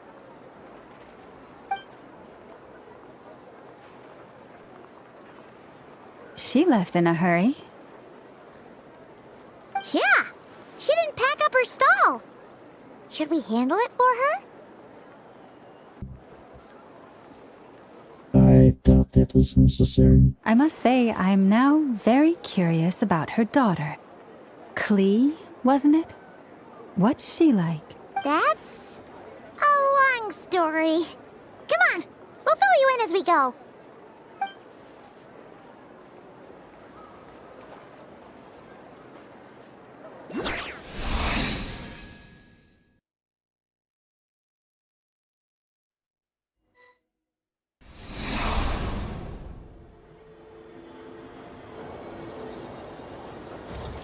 What a lively place. I've never experienced Nasha Town like this before. Hey, you old geezer! Your hammer's rusted through! Who are you calling old geezer? Are they quarreling? I'm looking right at him! You've really gone downhill since giving your daughter free rein in the workshop. Can you even swing a hammer anymore? It shouldn't take you days just to fix a single chair! You might as well use that hammer to massage my back for all the good it's doing. Don't run your mouth, or you'll get a back massage that'll put you in bed for the rest of your life. Look, the materials haven't arrived yet, all right? You know how busy it gets in the days before Moon Prayer Night. I wonder if they used my cap on Alice, because her movements were a lot more fluid than these animations. I'll bet you send all the materials to your little princess. Blood's always thicker than water, huh? All right, you've made your point, Uncle Koski. As soon as the materials arrive, fixing your chair will be the #1 priority. And Dad, if you've got time to chat, why don't you lend me a hand, See? Lolka knows what the score is. I guess they're friends. But the way they spoke to each other was so ugly. Then again, it wouldn't be the first time I've seen something like this. Columbina! Sing outside my door in the middle of the night one more time, and I'll unscrew your vocal cords. You hear me? Oh, Centrone. So that was her way of trying to be friends with me. What a pity. I won't get the chance to say any ugly things in reply. That she wanted to. She would rather go back to the moon. This way.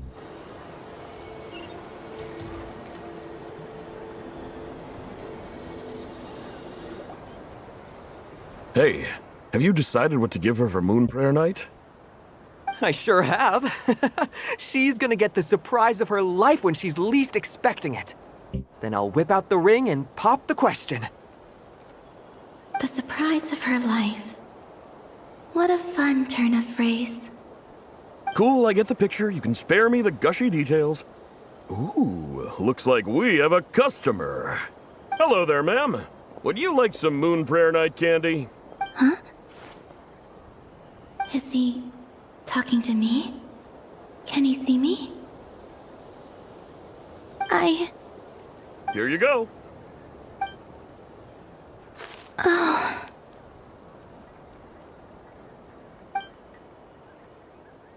Come back anytime. Right. Now, where were we? I don't know why, but I still held out hope.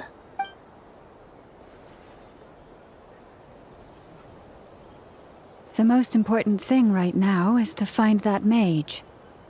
This name thing seems super important too, but where do we even start looking? I'd better go pay the Fatui a visit.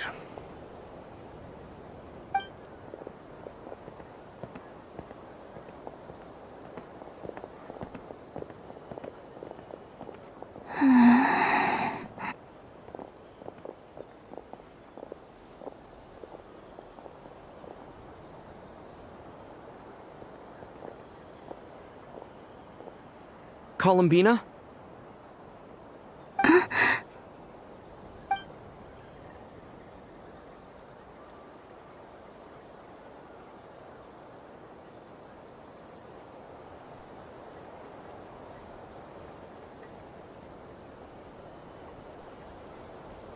Traveler? Let's go! This is no time to be spacing out!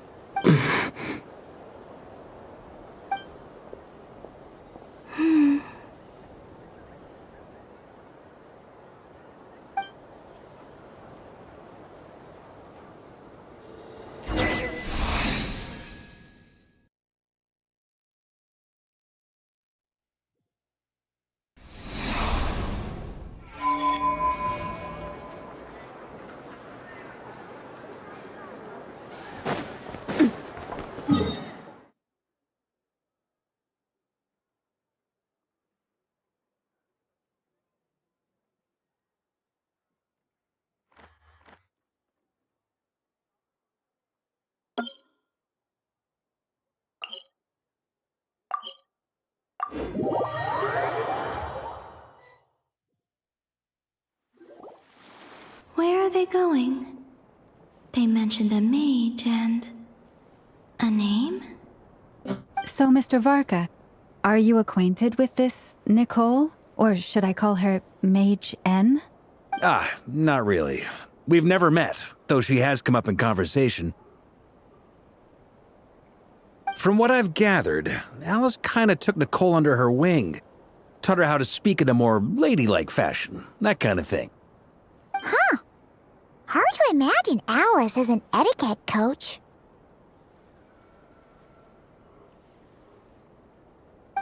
Yeah, Alice is a larger-than-life personality, I'll give you that. But then again, that's why she's able to draw such an eclectic mix of people into her inner circle. If I remember correctly, being an interesting person is actually one of her main entry requirements. So, if you ever wanted to join the Hexenzirkel, I'm sure you'd both be eligible to apply. Hey! Don't go around making promises on Alice's behalf! I wouldn't dare. I'm just trying to paint a picture of the Hexenzirkel for you. Okay, sure. Anyway, since none of us have ever met Nicole, how are we supposed to find her? We can't just go up to every woman in sight and ask, "Hey, are you Nicole?" I'm on brain for you. Maybe something she's wearing will give it away? Like, a windbloom pinned to her chest or something. Wait a minute. Alice never said Nicole was from Mondstadt. Oh, true. What about the tea set? I recall that each mage has their own kind of cup. That would be... this young lady, then?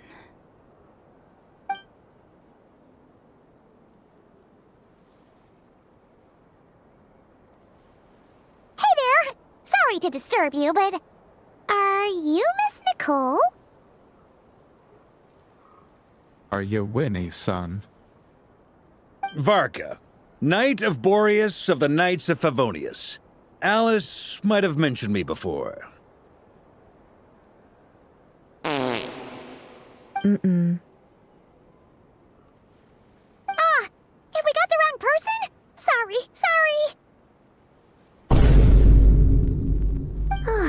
Well, this is awkward.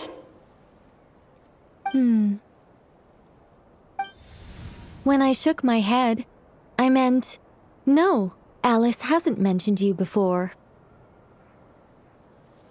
Huh? Where is this voice coming from? My apologies. For certain reasons, I am unable to speak. This is the only way I can communicate with you.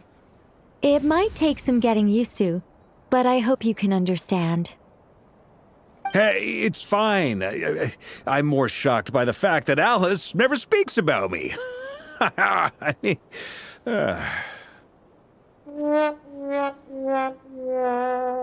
As for you two, we have crossed paths twice before, but it is nonetheless a pleasure to finally meet you. Oh, it's really you! Thanks for all your guidance in the past! You're quite welcome. This time, things are different. We have reached the unwritten pages of the story. You might say that we stand at the crossroads of fate. Now then, allow me to formally introduce myself. My name is...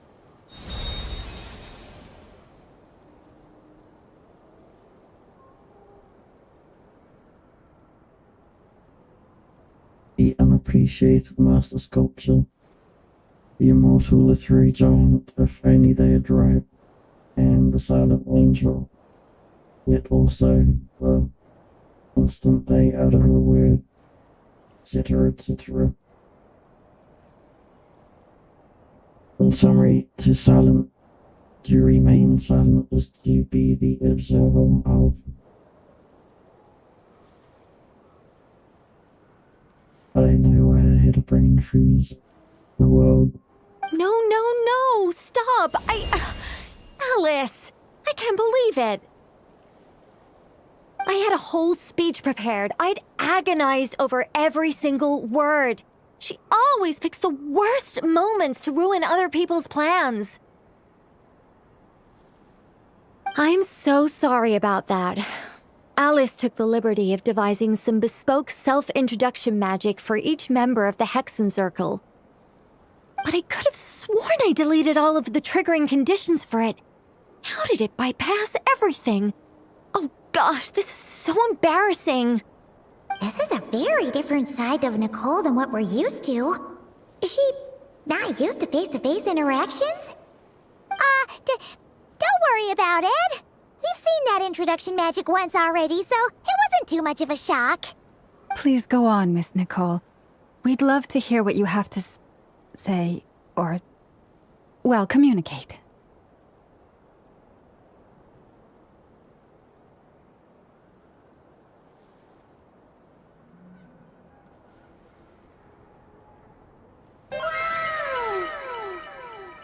Huh? Are they talking to this lady? But... Will you all promise to forget that horrendously embarrassing introduction? sorry, embarrassing. When?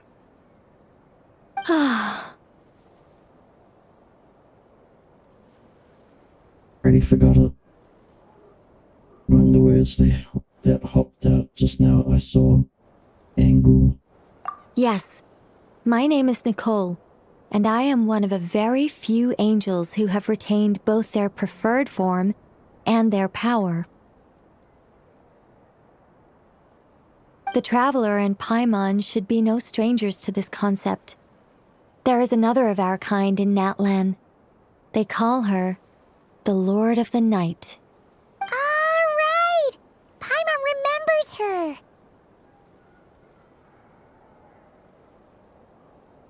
We have not seen her in the person of being present. Yes. Well, I have retained more of my power than she. It's because I don't have a long-term duty to fulfill. To be more specific... no. We'll be here all day if I get into the specifics. Moving on. If I'm not mistaken, you are here because you wish to learn how one might reach the moon beyond the sky. That's right. Is that something you can give us any guidance on? Yes, I do know a way. It began with the Hyperboreans, who lived after the War of Funerary Flame. Blank looks. Maybe I should start with the background of the war. Or maybe not.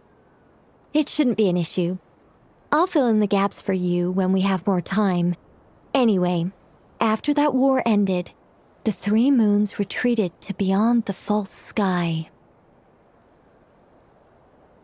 Heck is Columbine digging up.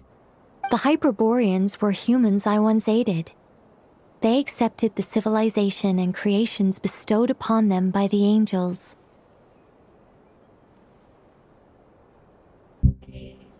Angels, not angles.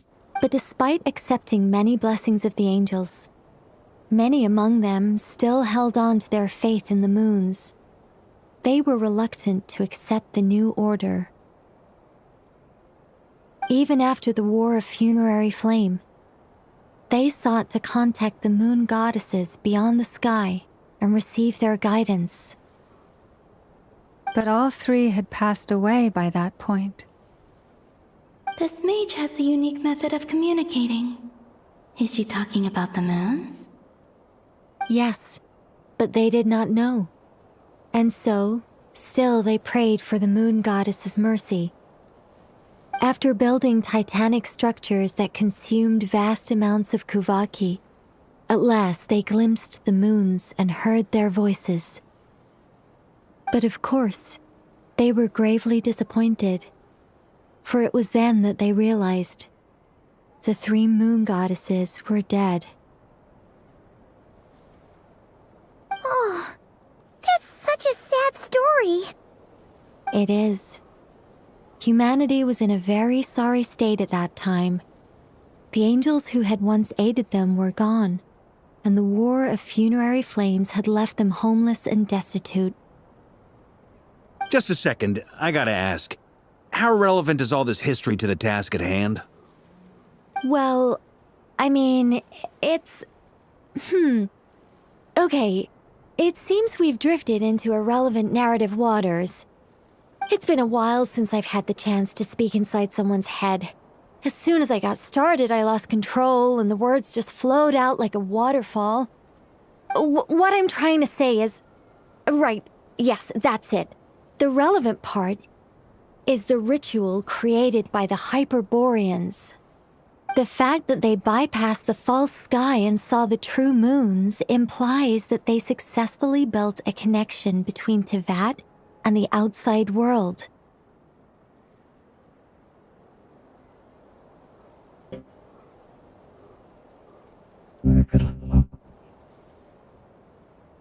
Which means, with enough Kuvaki and a sufficiently stable connection, it should be feasible to send one person over the border. Okay, so they built some kind of portal? Oh, yes. A portal. Yes. Is something wrong? You sound disappointed. I just didn't expect you to summarize it so well. It turns out I could have said all that in one word, if only I'd managed to think of it. No, please, it's fine. This is invaluable knowledge. I'll be sure to record and preserve everything in writing. Oh, really? Well, in that case, I suppose I could backtrack and add some more detail. I did gloss over a few things so far. Whoa, whoa, whoa, time out. Let's summarize what we've got first. The Hyperboreans were the last ones to use this method, right? So we somehow need to find whatever structure they built and make sure there's enough Kuvaki to power it up. Luckily, we have the moon marrow of both the eternal and iridescent moons, so we're all good for Kuvaki. Which means the key issue we need to focus on is finding the place. Am I right so far? Yes. Although I expect the structure is long gone by now. That said, what if we could take advantage of the phantoms to travel back to a time when it still existed? Well, travel back isn't quite accurate. It's more like we'd be creating a handshake between 2 points in space-time. We wouldn't even have to pick a time when it still existed. It could just be a time when it still appeared in phantom form via projection, or we could project our own phantoms, fold them together, and...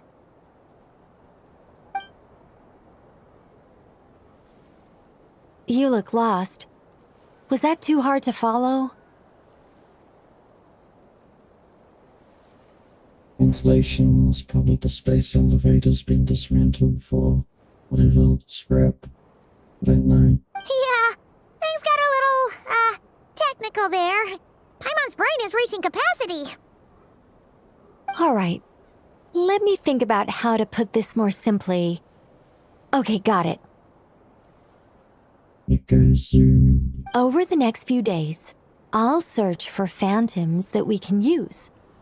Once I find one that meets the criteria, I'll let you know and we'll regroup.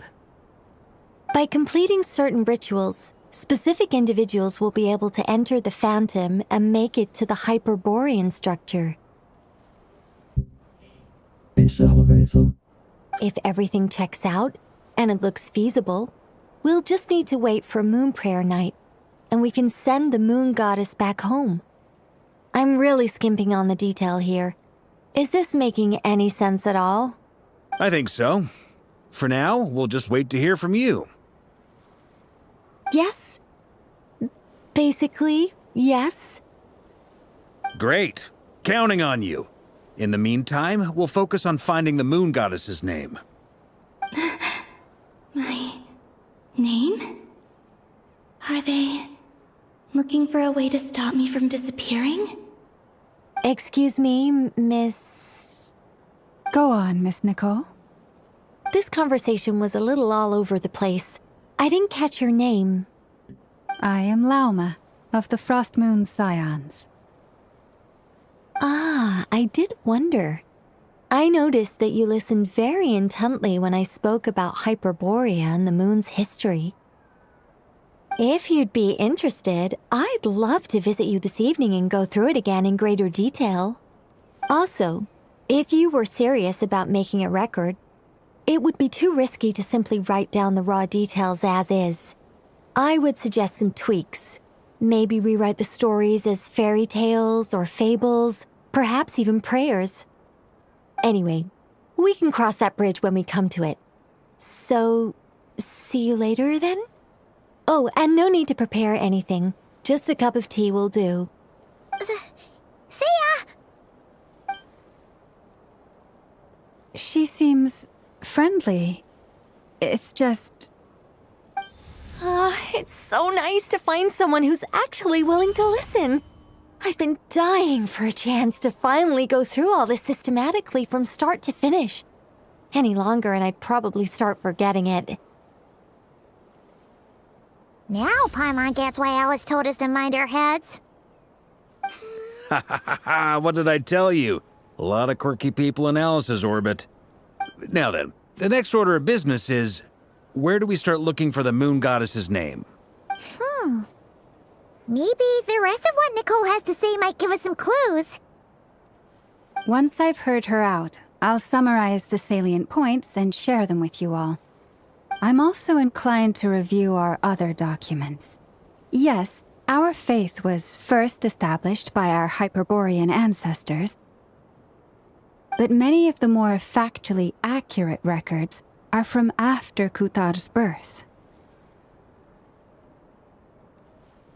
I have a hunch that the Vutui might know something about this too. Let's go talk to Lenny. I don't know why I said it like that. Sounds like we're gonna follow Columbina's journey through Devat, huh? In that case, we'll start by heading to the Frost Moon Enclave. Sounds like a plan. Take this with you. I'll see about getting in touch with the Fatui. It'll probably just be Arlecchino and Sandroni again. They're the only ones who would want to help. Thank you, Mr. Varka. Ha ha ha ha ha, don't mention it. Honestly, I'm more comfortable dealing with the Fatui than prying into the details of a young lady's childhood. Catch you later. I should follow them, just in case there's some way that I can help.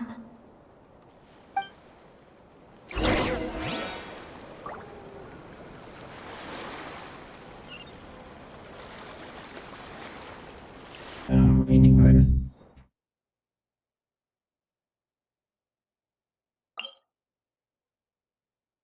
I guess it's not too far to walk.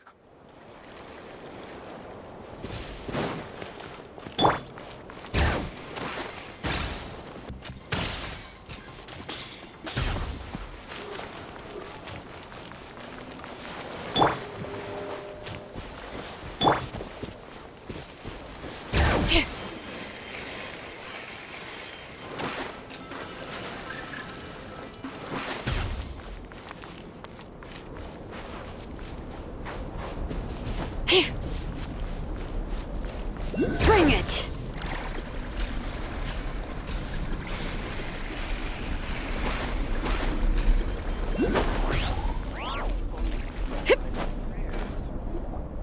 A while ago, I took the time to organize all documents in our possession that pertain to Kutar. What you see here is the material I consider reliable. You're saying there's unreliable material too? Yes.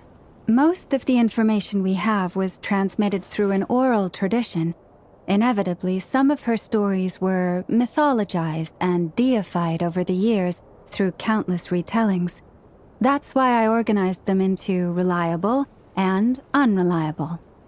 There's no sense seeking answers in history unless we can ensure the veracity of the historical record. Makes sense. All right, let's take a look through.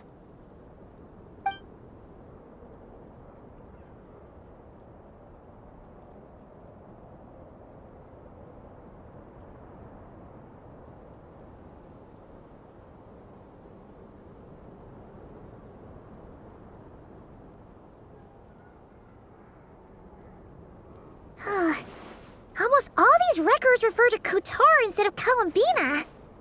Although neither of those is her real name. Paimon's not sure what point she's trying to make. What we can gather from these records is that the Frost Moon Scions worshipped her as a god, placing impossible expectations upon her. I cannot fault them for their earnest faith, but for all their devotion, worshipping her day in, day out changed nothing. I imagine that none of it resonated with Columbina. It wouldn't surprise me if, even back then, she had already begun to reject the name Kutar and everything it represented. Lama speaks the truth. When I heard them call upon Kutar with hope and expectation in their voices, they may as well have been calling upon somebody else.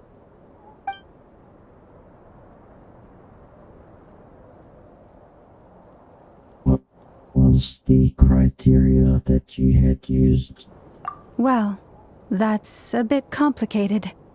I looked at the level of detail, perceived authenticity, prose style,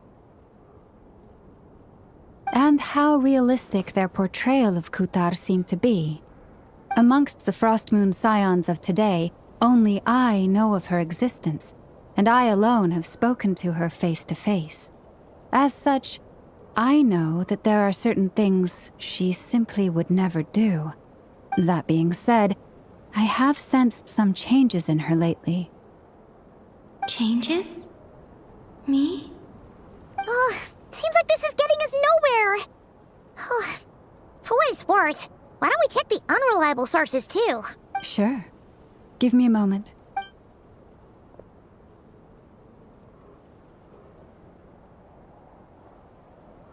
Exerting but a fraction of her divine might, Kutar sheared a great mass from the snow-capped mountain and cast it into the sea, upon whose surface shone the mirror image of the moon. Thus was formed the island of Hisi. Yeah, right. That doesn't even begin to pass the sniff test. The 3 moons are not but lies through and through. Only one moon has ever shone for us, and Kutar is her name.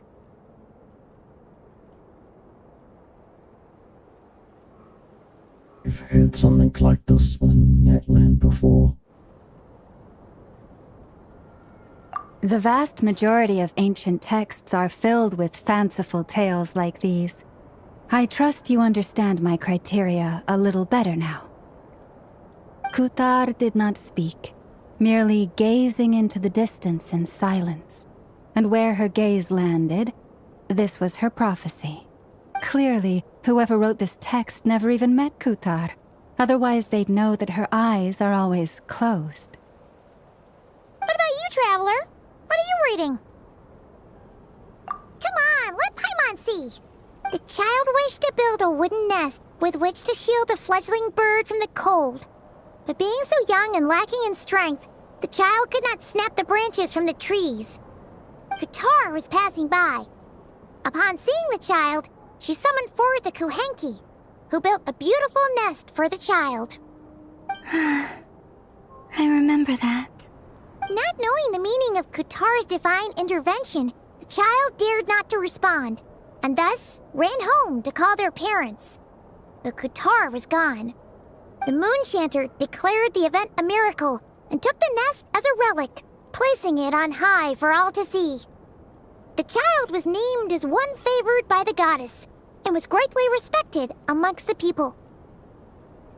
Yet, no further miracles were bestowed, and this matter was forgotten in but a few years. Huh. Any thoughts after reading that? That's true. It gives off a somewhat lonesome feeling. Yeah. Columbina probably just wanted to join the kid in making nests. Ah. I had originally considered this a fabrication, because Kutar did not perform any similar actions in subsequent records. But now that I think about it, it does seem like something Columbina would do. It's just that... She didn't know how other people would interpret her actions. She was probably worried about making things difficult for people. And so, she gradually stopped joining in. Yes. Oh, that's so sad.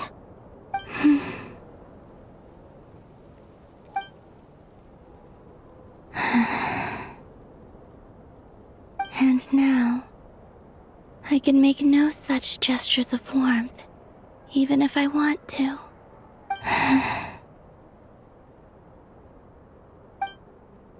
Still no name.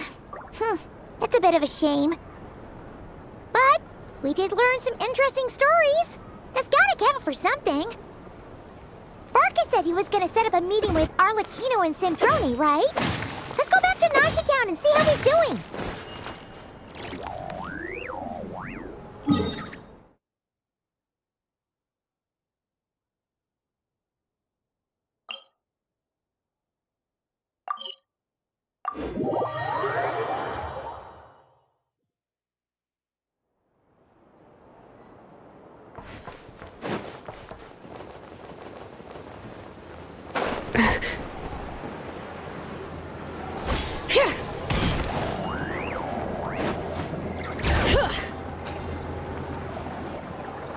Let's see.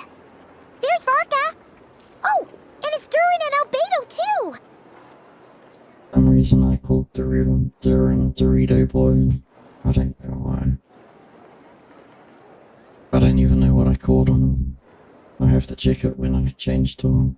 Yeah, this is pretty much the same place we bumped into each other last time. I convinced them to stick around a little longer.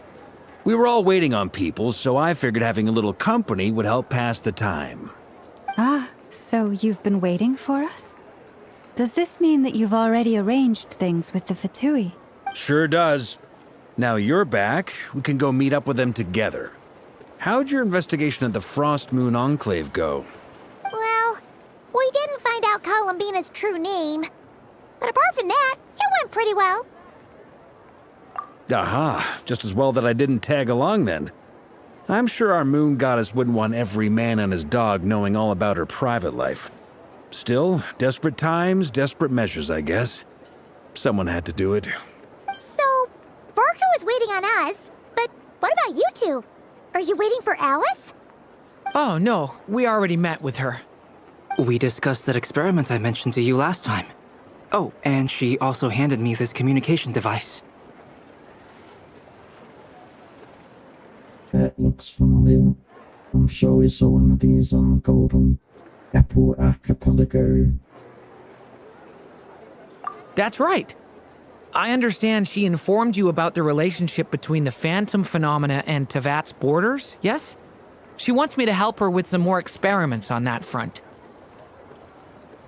She said that she'll contact me through this device with more information. Ah, I see. Following instructions and making observations. Pretty common research method. Takes me right back to Albedo's lab. Wait, then who exactly are you meeting? someone you know. Albedo's met him too. But I don't think Miss Lauma or the Grand Master have been introduced. Introductions are overrated, especially in cases like this. Oh, it's Moustache. It's you! So, it's not like the Academia has prohibitions against going abroad. Also, I applied for leave. I've been writing to Hat Guy since obtaining a human form. I've already brought him up to speed on everything that's been going on in Nodcry. Hat Guy?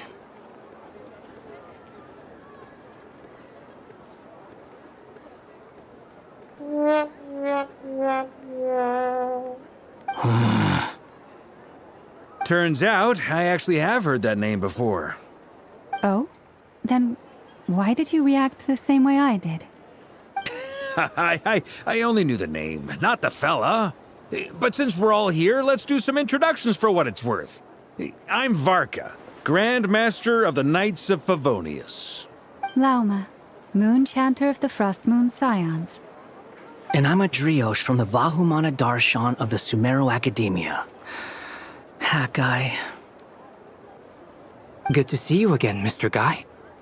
I believe we last saw each other on the boat ride here.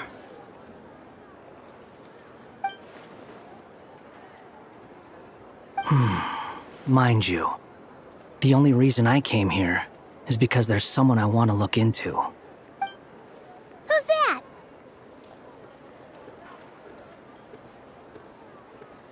I bet it's Kokomi.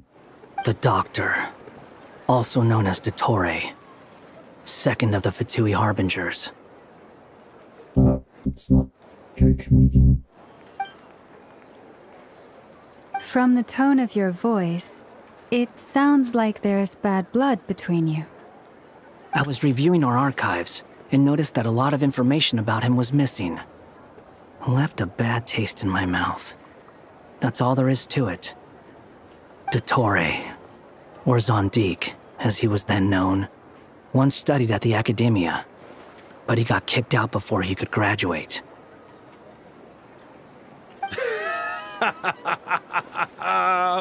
So the Harbinger's #2 man is a college dropout?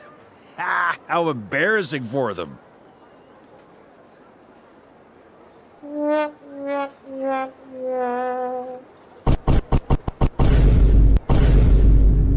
Last we heard, he was planning something. We actually heard that a few times before, even coming to Noctry, but we haven't seen a trace of him since we got here. He only appears when something interests him.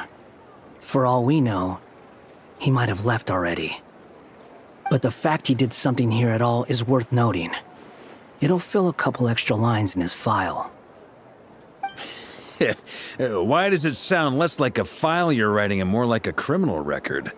Anyway, we were just about to meet 2 of the other Harbingers. Want to come along? You might learn a thing or two about him there. Sure. Even though they're Harbingers, well, they're old acquaintances of ours, so, you know, when you talk to them, try to be... I got it.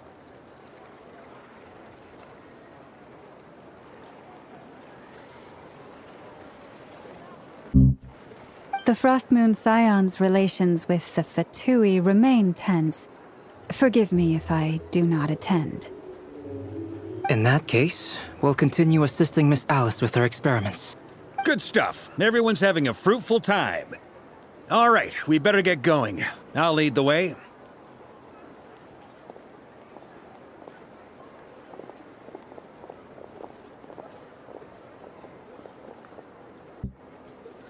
Hey, Moustache. Are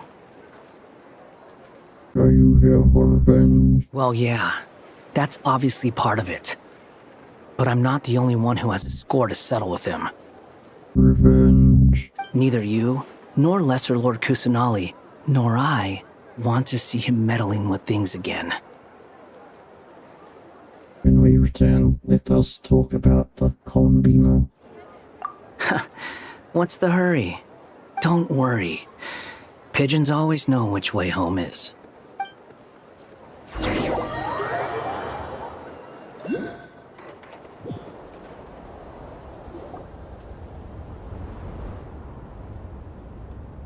You made it.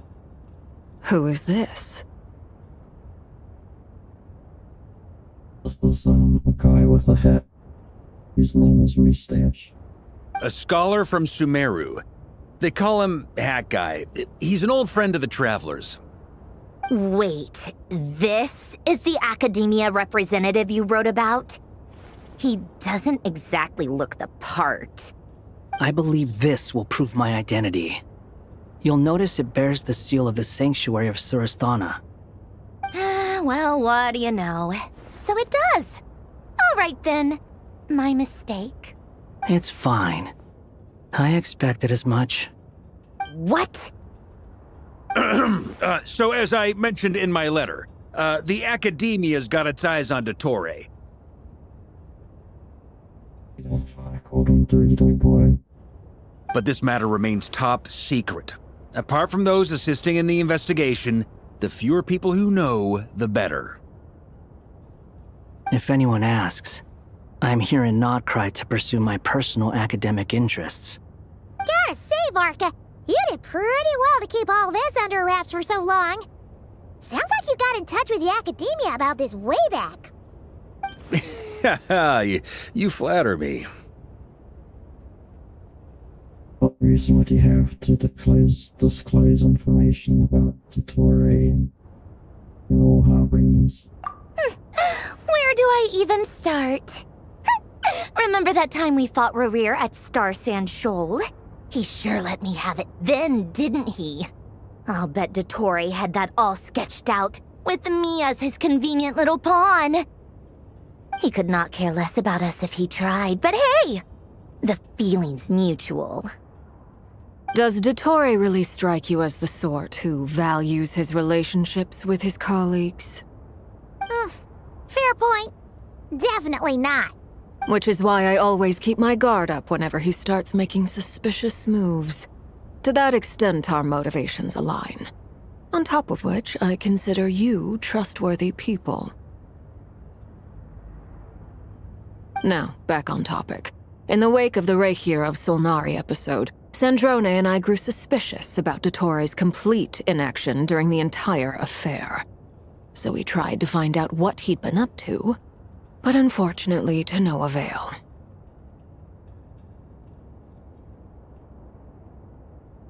He hasn't disconnected yet, so what's the plus? He never lets anyone in on his plans. The more he cares about something, the more secretive he gets.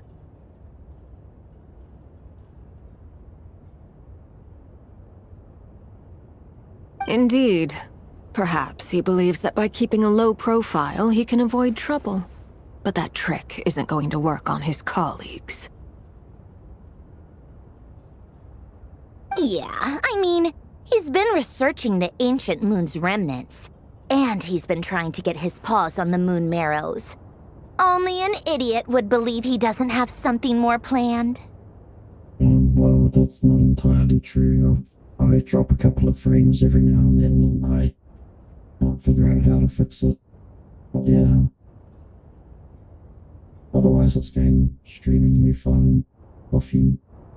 With this in mind, I returned to Snezhnaya and relayed my thoughts to Her Majesty the Tsaritsa, entreating her to have him recalled. That's pretty direct. Did the Tsaritsa agree?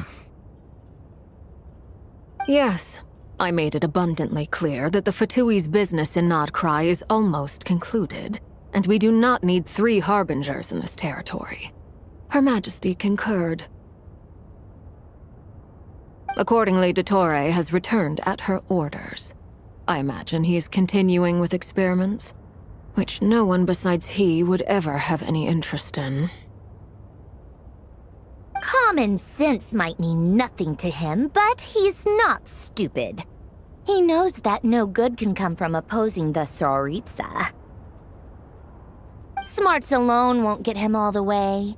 He needs the Rooster's resources and Regrator's Mora, both of which the Tsaritsa can strip from him by waggling a finger.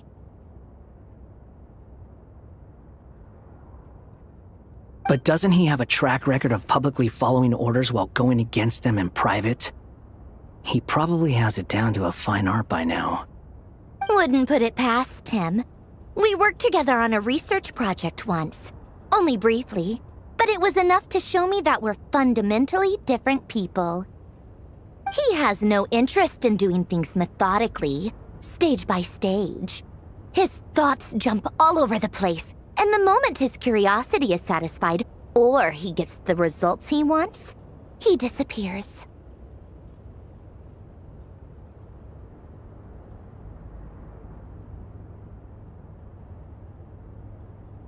The only similarity we share is that, once we set our minds on doing something, we will see it done, whatever it takes.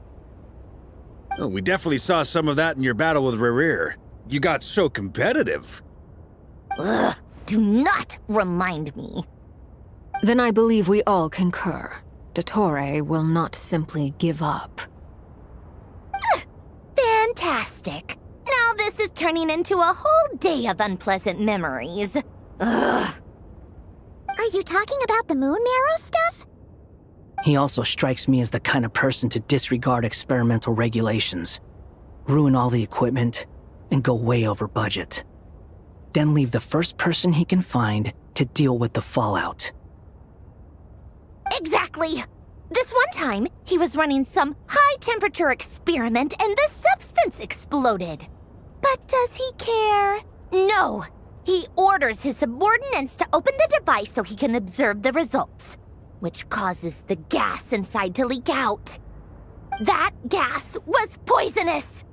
If I hadn't been there, who knows how many people might have died. And after all that, he left while I was still cleaning up after his mess. What a waste of time, he said. Waste of time? The nerve! He wasted my time! You've been bottling that up for a while, huh? Hat guy, I must say, you seem awfully familiar with internal Fatui affairs. Especially when it comes to Dottore.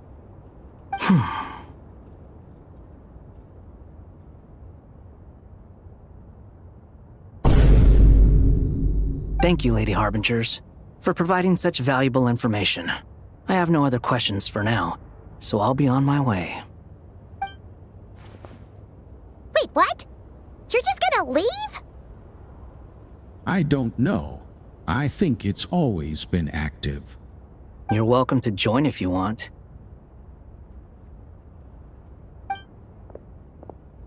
Ugh. Just when Paimon thought he'd finally mellowed out. He makes quite the impression. Are you Winnie, son? I'll say. I've met tons of headstrong people, but not many of them would join me in bad-mouthing Dottore. Anyway, back to the main agenda. Barca, you said that Columbina has gone missing? Or rather, disappeared. Yeah. We're working on building a connection between her and this world. The simplest method is to find out her real name. I've actually asked her that question before, but she said she didn't know. Considering our relationship, I doubt she was lying to me. He could have just given you a pseudonym. As far as I recall, she was never dispatched by Her Majesty to claim a gnosis or anything like that. The Tsaritsa's plans had long contained a place specifically for her. I always thought that was weird. What could she do that the rest of us couldn't? Knowing what we do now, it's probably something related to Kavaki, right? More than likely. When she first arrived, Columbina would often go to Her Majesty and ask when she could start the task assigned to her. But Her Majesty always gave the same reply. The time has not yet come. So she spent her days in Snezhnaya doing basically nothing. The Tsaritsa has summoned a beautiful blind maiden to be a harbinger, giving her the third seat by virtue only of her enchanting voice. It was a dumb and stupid rumor, but the reality of the situation made it hard to refute. And what happened after that? I imagine she stopped caring.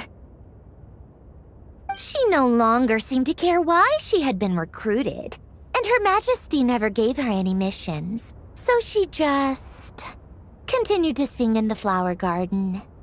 For my part, I was busy.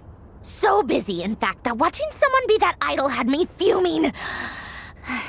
But still, I got the sense that she had long been used to a life of other people claiming she was needed when she wasn't. I just felt that having a place to stay would cost me something eventually. And so I waited quietly for the day that I would have to pay the price. And on the other end of that spectrum, you had me. Someone once told me that I had the lousiest work and the toughest luck. That's a good way of putting it. I forget who said it, but those words have always stuck with me.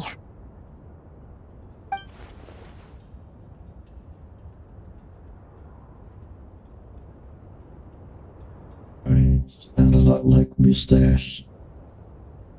Wouldn't you say you pile on? But you've done your job exceptionally well all this time.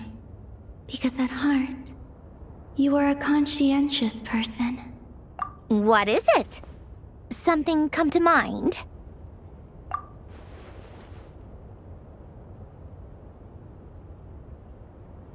I am just more curious to learn her name, and I want to shout it from the rooftops so everybody can hear. That makes sense. Nothing screams you are needed like your name shouted from across the town. Well, good luck with it. But if you ask me, Colambina is still the most shoutable name. I'm just so used to it now, after all the arguments we've had. I can't be bothered trying to remember another name for her. Nor I. Sandrone. Harlequino.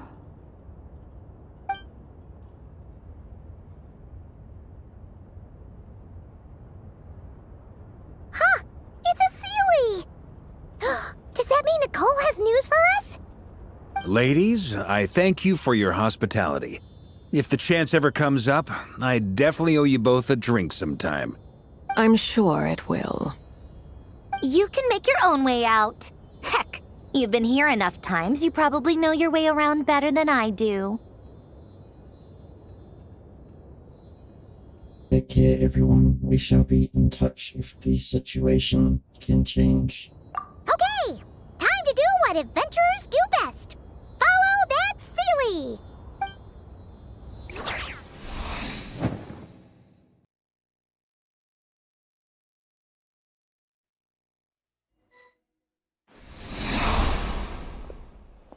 Here you are.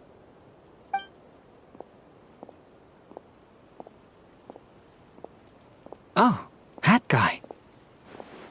How come you're back so soon? Did things go all right with the Fatui? Fine. Dotori's been summoned home by the Tsaritsa. Couldn't get much more than that. How about you? Any progress with the investigation? Unfortunately not. We've tried everything. Different phantoms, different locations, different points in history. But the results were the same each time. Abyssal monsters roaming the land. People crying out in despair, with no hope of being rescued. Every time I see it, I can't help but think, is this what it was like in Mondstadt when Dragonspine Durin attacked? And, if I fail in the task I've been given, will I create yet another tragedy? That's just meaningless speculation. When we encountered similar phenomena previously, I tried to interfere with those illusions, using sounds and lights to guide them. However, we could not change their fates. At most, we were able to extend their existences. The events of the past are like fate that has been written into Irminsul. There isn't a living thing in Teyvat that can escape its past. But Miss Alice instructed us to try to find ways to change the outcome that these phantoms face. It's an impossible task. Can't you just refuse? Since she asked us to do this, I feel like it can't truly be impossible. Or if it is, well, mages can make the impossible possible. I could not have been born as Durin otherwise. But you also said that your past 39 attempts were fruitless. That's true. But you're still going. Yes. After this many futile attempts, surely you realize that you're not doing this because you still believe what some mage told you. It's because you want her hypothesis to come true. It's something you wish for deep inside. So, think for yourself about what you want to do. As long as you don't believe it's futile, it isn't. Yeah. Previous experience indicates that we cannot touch the phantoms, which limits the effectiveness of our interventions. If we want to clear this hurdle, we need to break this rule somehow. Same thought here. Following the same rules means repeating the same... So you mean we need to figure out a way to make contact with them despite knowing that we can't?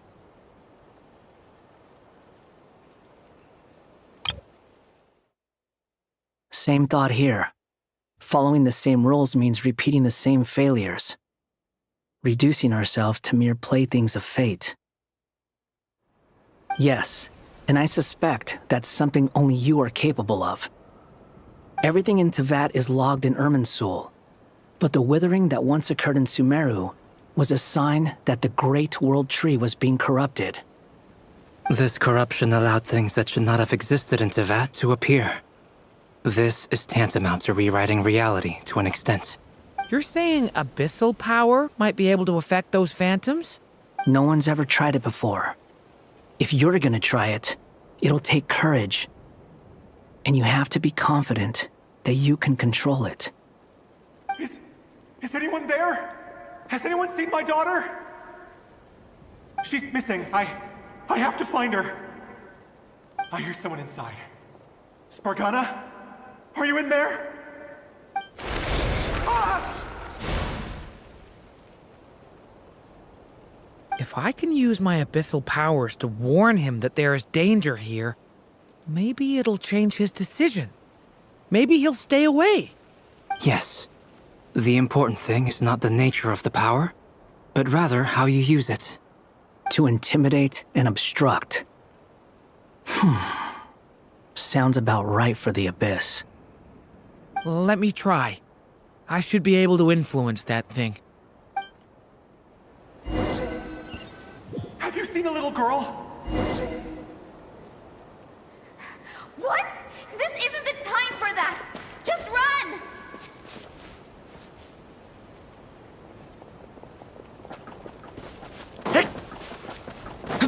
I hear someone inside. Spargana? Are you in there?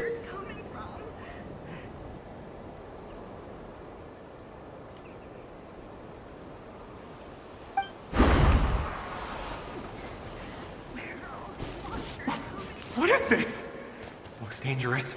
I should get out of here.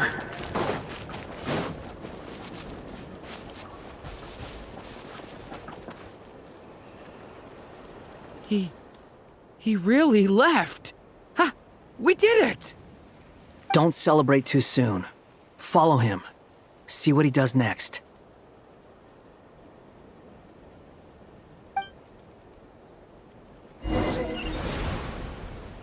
Monsters approaching from the front.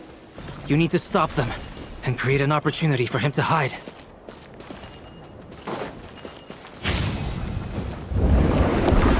No! There's monsters ahead!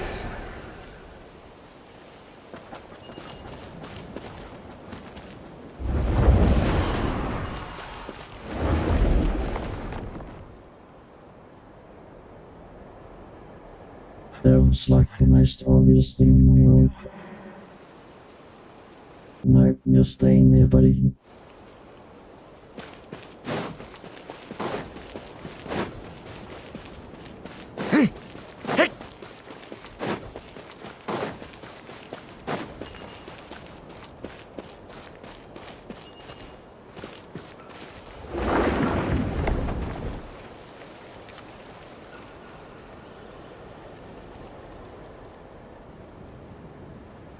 The barrier's gone too. How odd. Anyway, I guess I'll keep going. Quickly, let's keep up.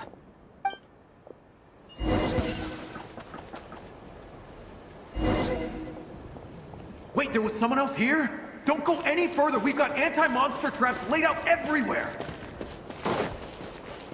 But my daughter must just be up ahead. I have to go. This way's blocked.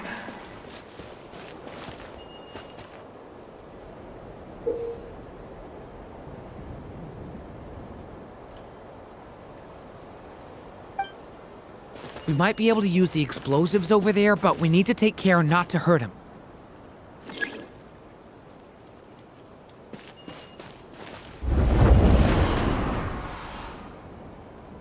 I'll use the barrier to keep him at a safe distance. This barrier seems to be helping me somehow. Hey, hey, wake up! Oh, no good. Gotta keep moving ahead.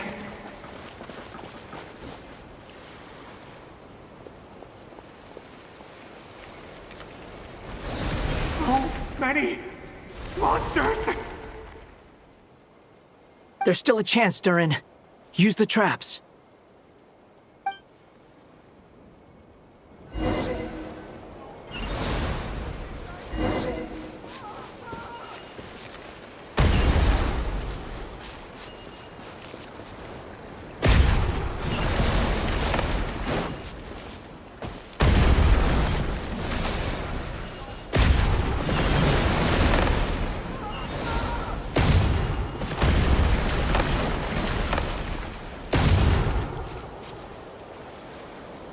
This is a new development. I've never seen this happen before. We might just be able to save this person.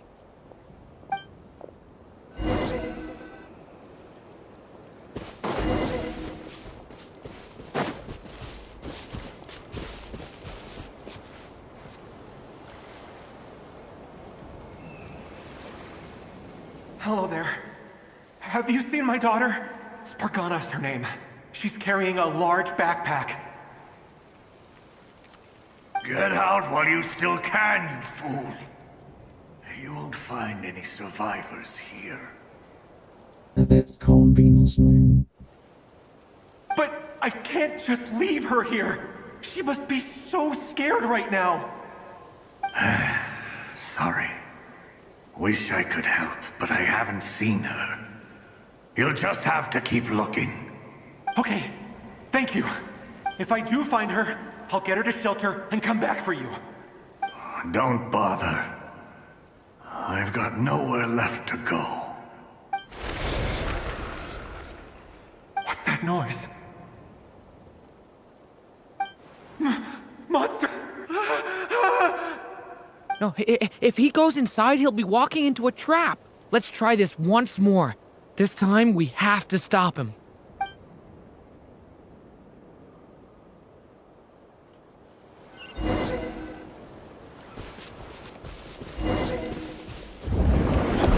Why? How will I know where Spargana's gone like this? You know what? I'll trust this strange barrier. It's gotten me this far after all.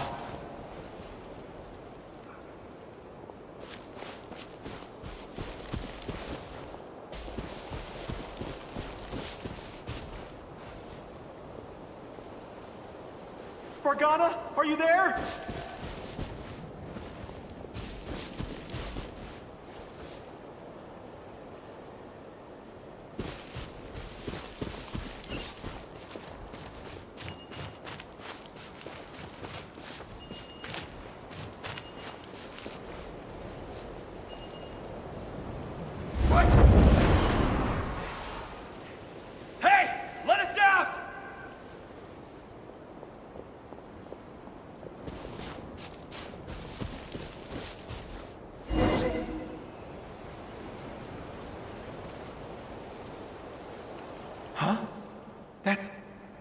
That looks like one of my daughter's books!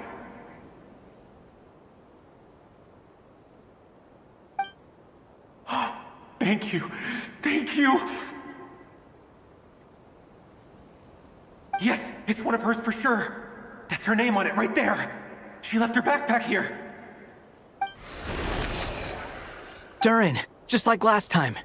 Use the explosives.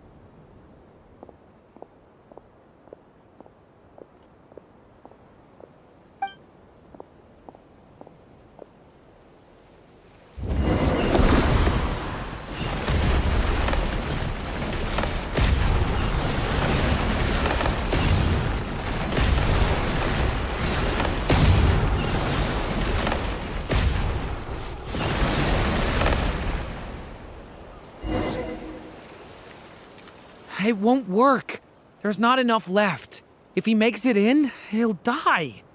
But then, this clue could be the key to him finding his daughter. It might not be the only one. Better he misses that clue than loses his life. I guess so.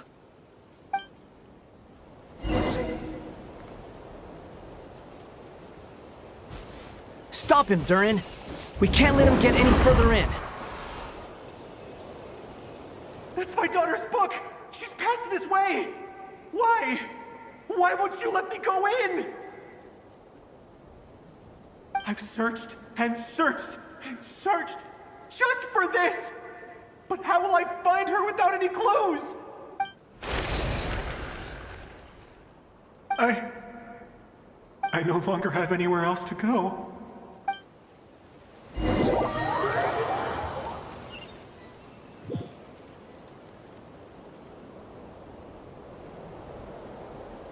I'm sorry. I'm so sorry. He refuses to go anywhere else. Whether he opens this door or not, all that awaits him now is death. We couldn't change his fate. Albedo? Hat guy? Let's try one more time. I don't know how we're gonna do this, but I don't want to give up either.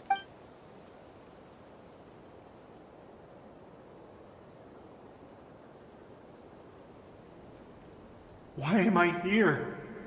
What's going on? All these scenes running through my head. Where are they from? Huh? What's going on? His reactions have changed. How many times have I... What's happening to me? Huh? Wait. Who are you? You can see us now? I feel like I always could, but that I only just realized you were there. I'm sorry, I don't know how to describe what I'm feeling. But you were the ones guiding me using that marked barrier, right? I haven't done anything yet, but those monsters, those deaths, they feel like memories. Like things I really did experience.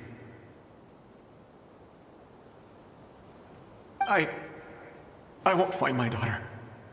In fact, I'll ultimately die trying to find her. Isn't that right? Well, no, it isn't. Yes, it is. Even so, we're trying to find a way out of this. You've not seen my daughter either, have you? It seems she really isn't here.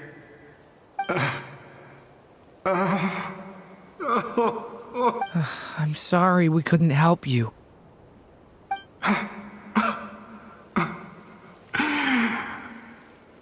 I'm just tired. Maybe this is destiny. Maybe it doesn't matter how hard I search. How long do I have left? Experience says 15 to 20 minutes. 15 to 20. Thank you for all your help. Let's rest a while. You look exhausted too.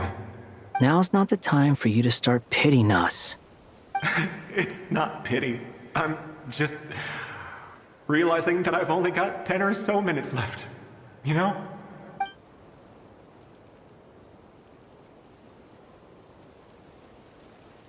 You say you're from Mondstadt, yes? A place with windmills, where people enjoy limitless freedom? And you're from Sumeru, where they've built an academy into a giant tree? Yes. It seems you've never heard of either place. Those names are unknown to me, I'm afraid. Yes. Have you heard of Hyperborea? I have, but I heard that it was destroyed in the distant past. I see. That was where my ancestors once lived. What about Delphi Pytho? Was it later rebuilt? I've never heard that name. Then what about Sal Vindagnir? I have seen that name on stone tablets on Dragonspine. But I'm afraid the only things left of that place are its ruins. I see. Sure enough, there was no way to turn this around, huh? I'm sorry. I was the one who asked to chat, but it seems like we're too many ages apart. There's barely any common ground to start from. It's all right. We did hear something new, at least. From how you speak of your lives, things must be going all right for you, I guess. They are. Mondstadt is a place of freedom and happiness. There's a lot of good people in the church and the Knights of Favonius, and even outsiders find that it's an easy place to feel at home. We have festivals a few times a year. Everyone gets together to drink, sing, and be merry.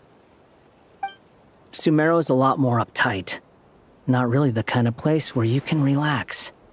It's a nation fraught with problems wherever you look. But if all you want in life is to seek knowledge, I guess it's pretty much paradise. That's wonderful. In other words, after this all-devouring black tide passed, humanity did not merely avoid extinction, but rose to build prosperous civilizations anew. I mean, I can see you all right now. That must mean the future isn't a total mess, right? That's true. Well, time's almost up. Let's part ways, I think. Might be best if you don't waste too much time on me. The chances are slim, I know, but I'd like to spend these last few minutes looking for Spargana. If things work out, I'd love to tell her about what I've heard. May we meet again. Well, or not, most probably. In that case, may your wishes come true.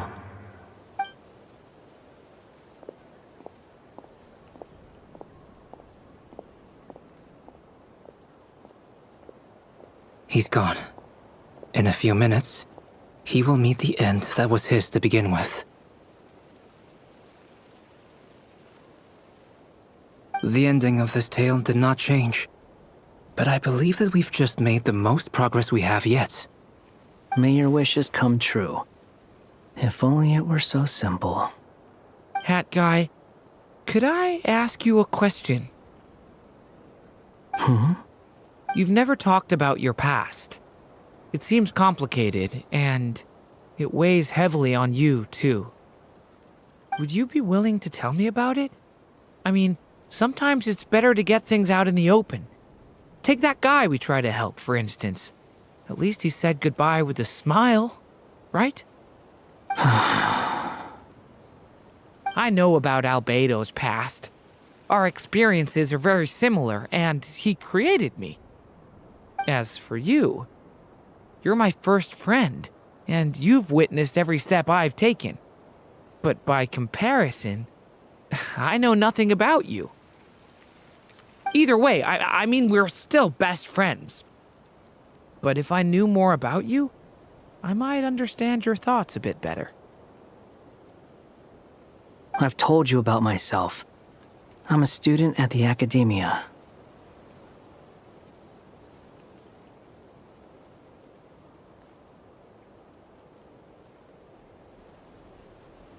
And what did you do before that? Prepared for the entrance exam? All right. If you really don't want to talk about it, I won't press you any further. I was a puppet built from the branches of a white tree, using technology left behind by the Conrian schools of mechanical engineering. A white tree? You mean an Irminsul tree? Yes. A branch of Irminsul that was once connected to the main tree.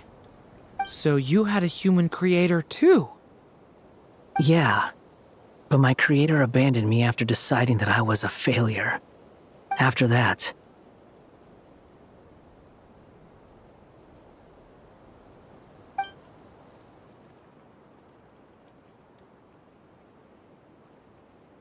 Durin.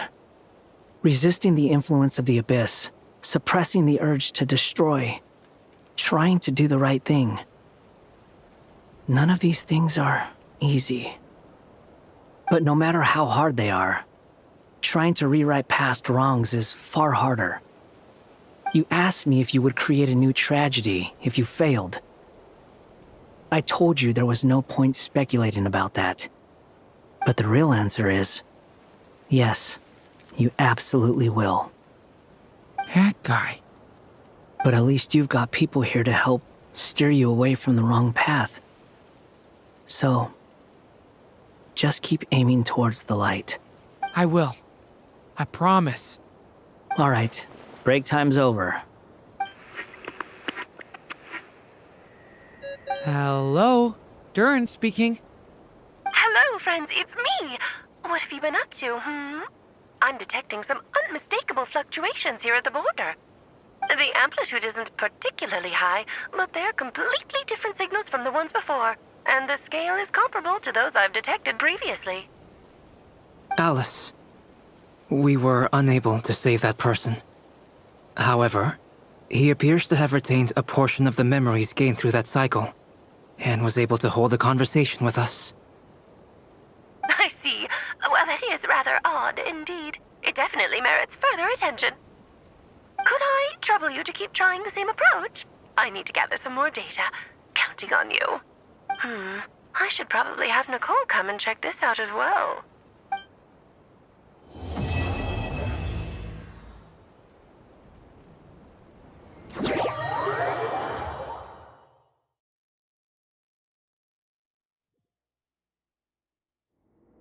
There you are.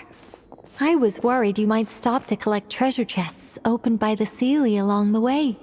It would have taken you so much longer to get here. Another conversation I cannot hear. I am delighted to see that you understand what takes priority, and that your adventurer's instinct has not swayed your resolve. Really, I must applaud you for it. You should know. Paimon's head. Okay, I'll try and keep it short. My senses are telling me that this is where we shall find the entrance to the ruins. Oh, cool! Well, what are we waiting for? Let's open it up and see! Patience. This was a sanctuary of great importance to the Hyperboreans. A special process is required to open the gate. Oh! Like the place that housed the Eternal Moon's marrow? Seems like the ancients were very fond of making tricky puzzle gates.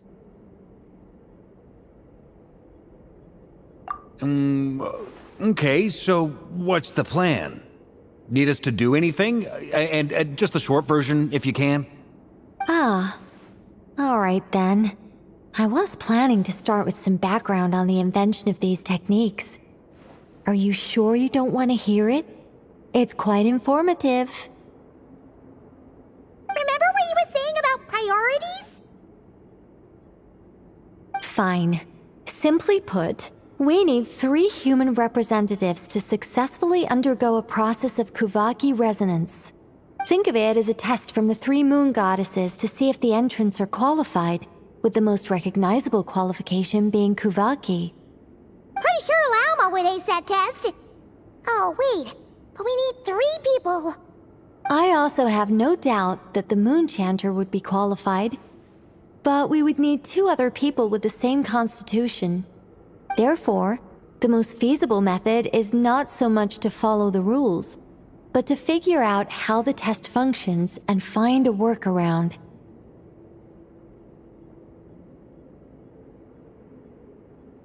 Might as well say, pull out the stasis key and just unlock the freaking thing. I've done some research, and it turns out the mechanism is rather crude. We'll simply need humans to stand before it who have sufficient Kuvaki energy within them. I'm with you so far. How do we get the Kuvaki in them?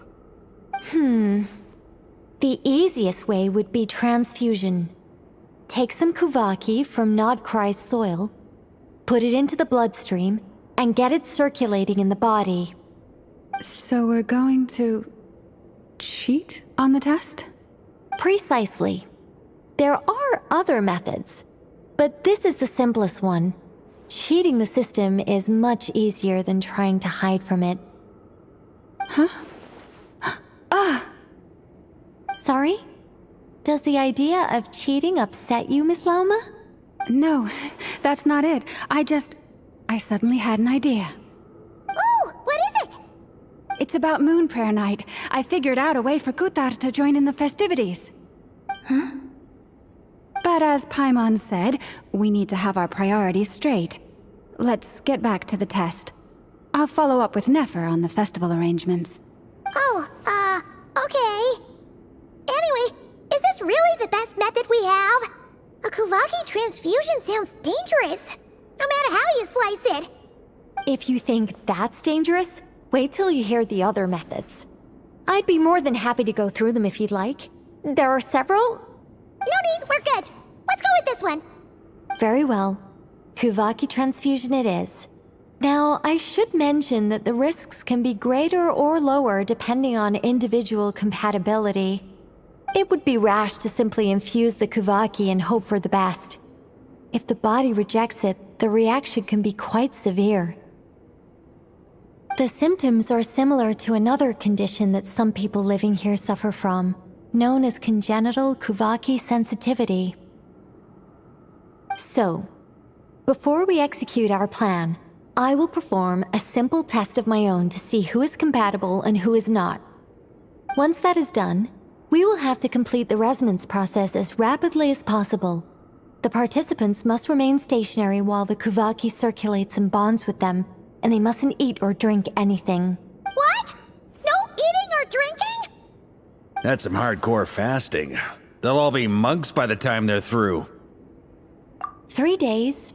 Oh, that's so long! And we still need to find 2 more people who are not just compatible, but also willing to volunteer. Fasting?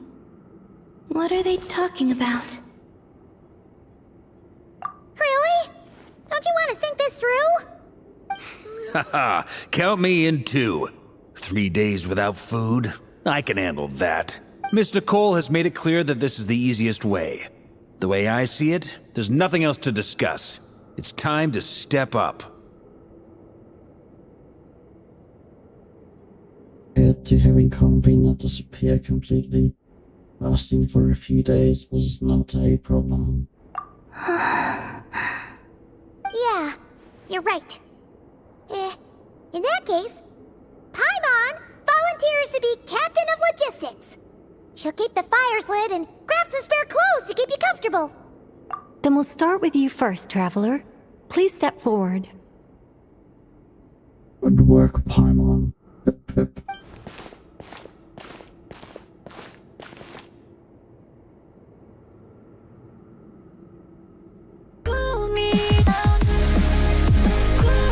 How's it going? Do you feel anything? No. How about now?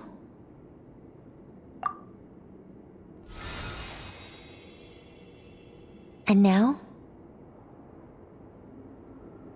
Nothing.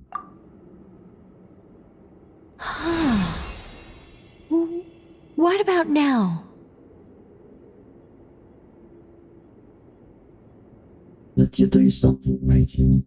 You guys, it's not a competition, you know. All right, I'm officially impressed.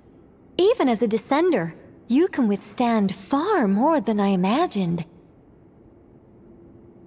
You what? It's like I summoned a giant stone titan to arm wrestle you, and your arm hasn't even moved an inch. In my last attempt, I infused 5 times the amount of Kuvaki required. Yes, safe to say, Compatibility won't be an issue for you. You're eligible to join. You're next, Mr. Varka. Sure, here goes nothing. Alright, I'll start where we left off. 5 times the required Kubaki dose. Whoa, whoa, whoa, hey, wait a minute.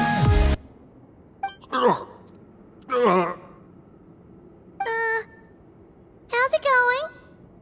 Ooh, no, not great. I kind of want to puke. Feels like I've been drinking too much. A few bottles of wine, then a big stein of Dark Horse, with some hard liquor from Liyue mixed in. You think this is funny? I just lost to a young lady in an arm wrestling contest. I'm never gonna live that down. 我们一生注定是沧桑，苦之来要笑着走过呀，朋友啊，让我们一起牢牢铭记呀，我们今生兄弟情一场，我们。 My apologies. I'll lower the concentration and try again. Oh. How's it going now? I'm not as dizzy as last time, but I can still feel it pulsing around. In that case, you wouldn't be an ideal choice, Mr. Varka. Let's try someone else. Okay. Let's go ask some of our other friends then.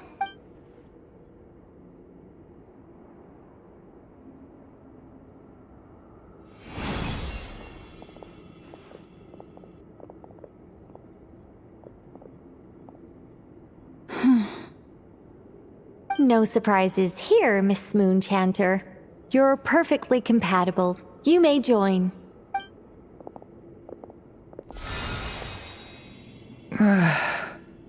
I'm getting a slight headache. Shame. You were so close. Whoa, I'm itching all over. Allergic reaction. We can't have that. Huh? Well, are you gonna start a what? The Hexenzirkel is an organization that cares for and protects children. We will not have them do dangerous things. Not even tests.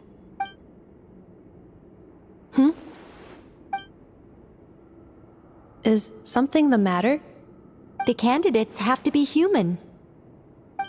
I guess that rules me out too. Huh.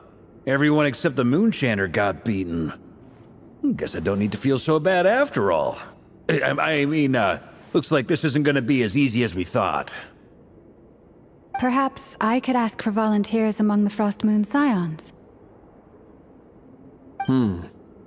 I'll see about talking to some trusted Lightkeeper colleagues.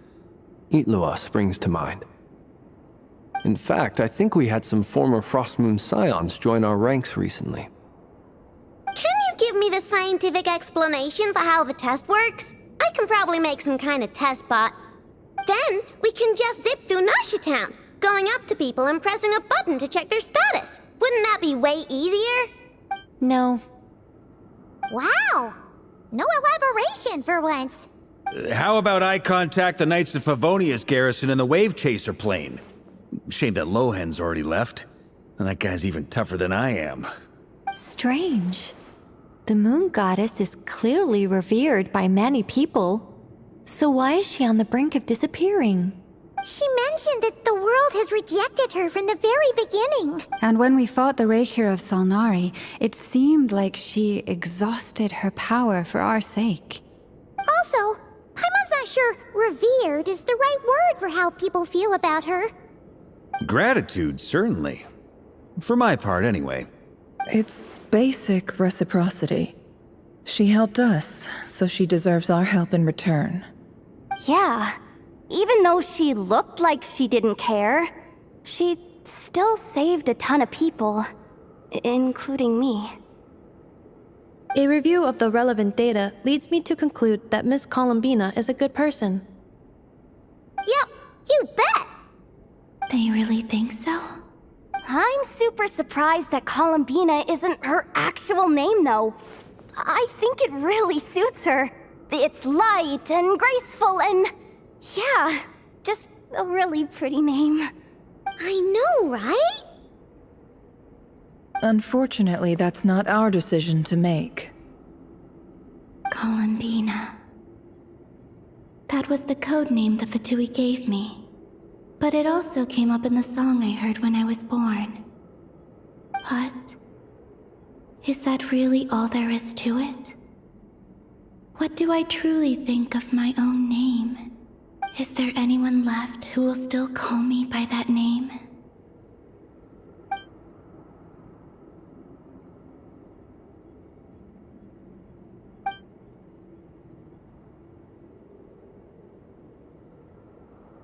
Maybe because I felt that she never wanted to become Kuta and wanted to be worshipped as a god. Moon Prayer Night is getting closer by the day. We're running out of time. We need to look for other candidates. Then allow me to try. Huh? What are you doing here? You contacted your friends via the Adventurers Guild. Sandrone has been keeping an eye out for something like that, so she informed me. Since I have the ability to accommodate a moon marrow, I should prove to be a suitable candidate. Arlecchino. When can we begin? I see. We can begin right away.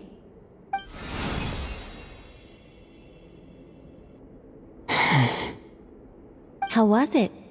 Did you feel any discomfort? Not at all. Then it seems we shan't need to look for additional candidates after all. Great! Cool. Alright, like Paimon said, the rest of us can take turns making sure the three of them stay warm and comfy. Then, my job is to take care of the caretakers. I will ensure everyone receives food and accommodation. Let's do this. There is no time to be wasting. I'm ready as well.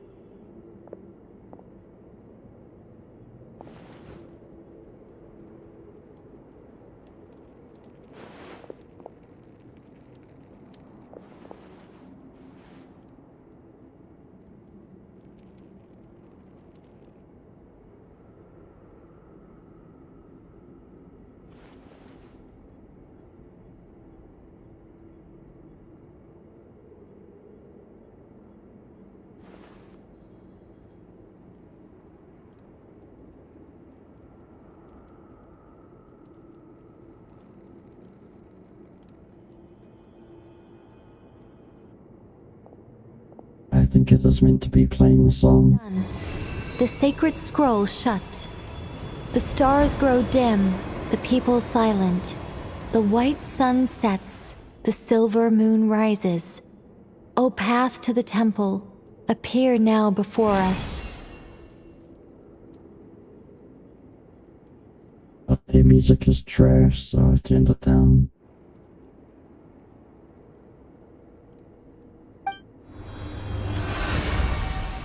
Wow! It really opened! So that's what all this is about. They've been trying to open this gate. Come, let us enter. Wait, no, wait. It might be best to eat something first. Take care to chew properly and swallow slowly. It will give your body time to readjust to the digestion process. They will head in soon. They will need to enter this gate.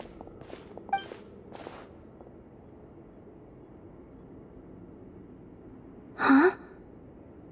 I cannot pass through. Is it because I have no physical body? It has been 3 days. My strength is all but completely faded. Can I really hold on until Moon Prayer Night?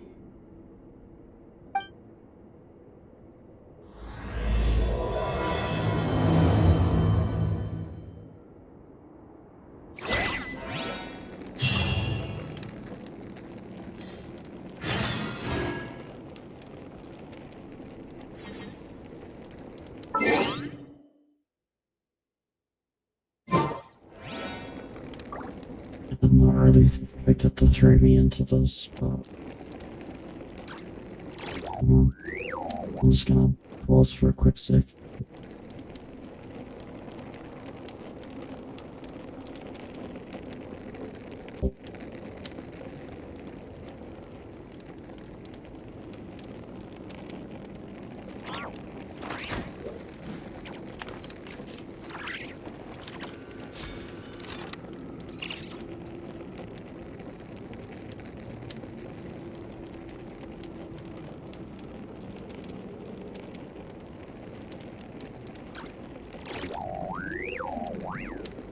My time with the Spina has taught me that carrying an unreliable weapon is worse than not carrying one at all.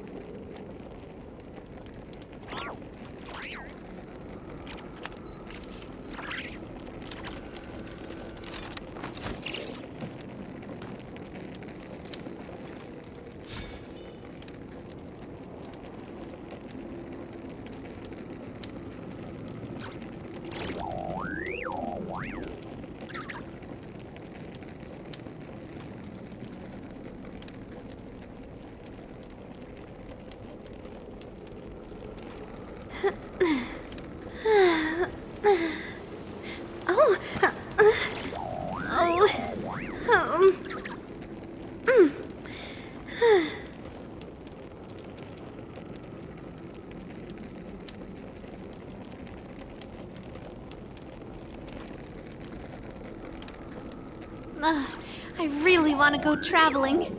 I don't mind where we go, as long as I have my friends with me.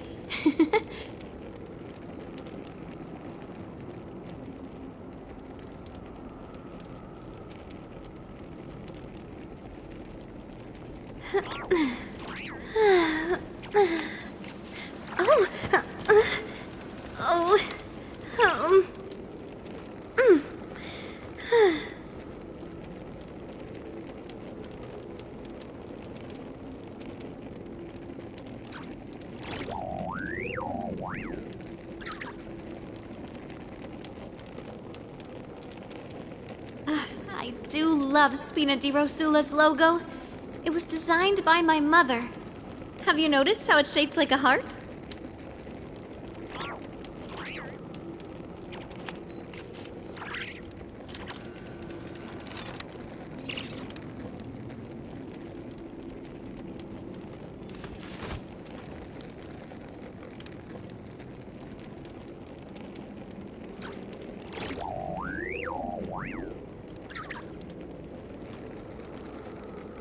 Well, actually, because it took this long to get this far, just about 4 hours, I think. Just to check. I can figure out how to. Yeah, 3.5 hours, so I think I'll hold off and do the next one next time. And it blatantly says what chapter it was starting, so makes it easy to transition.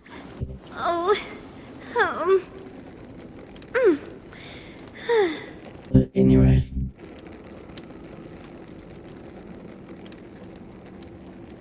That is Act 5.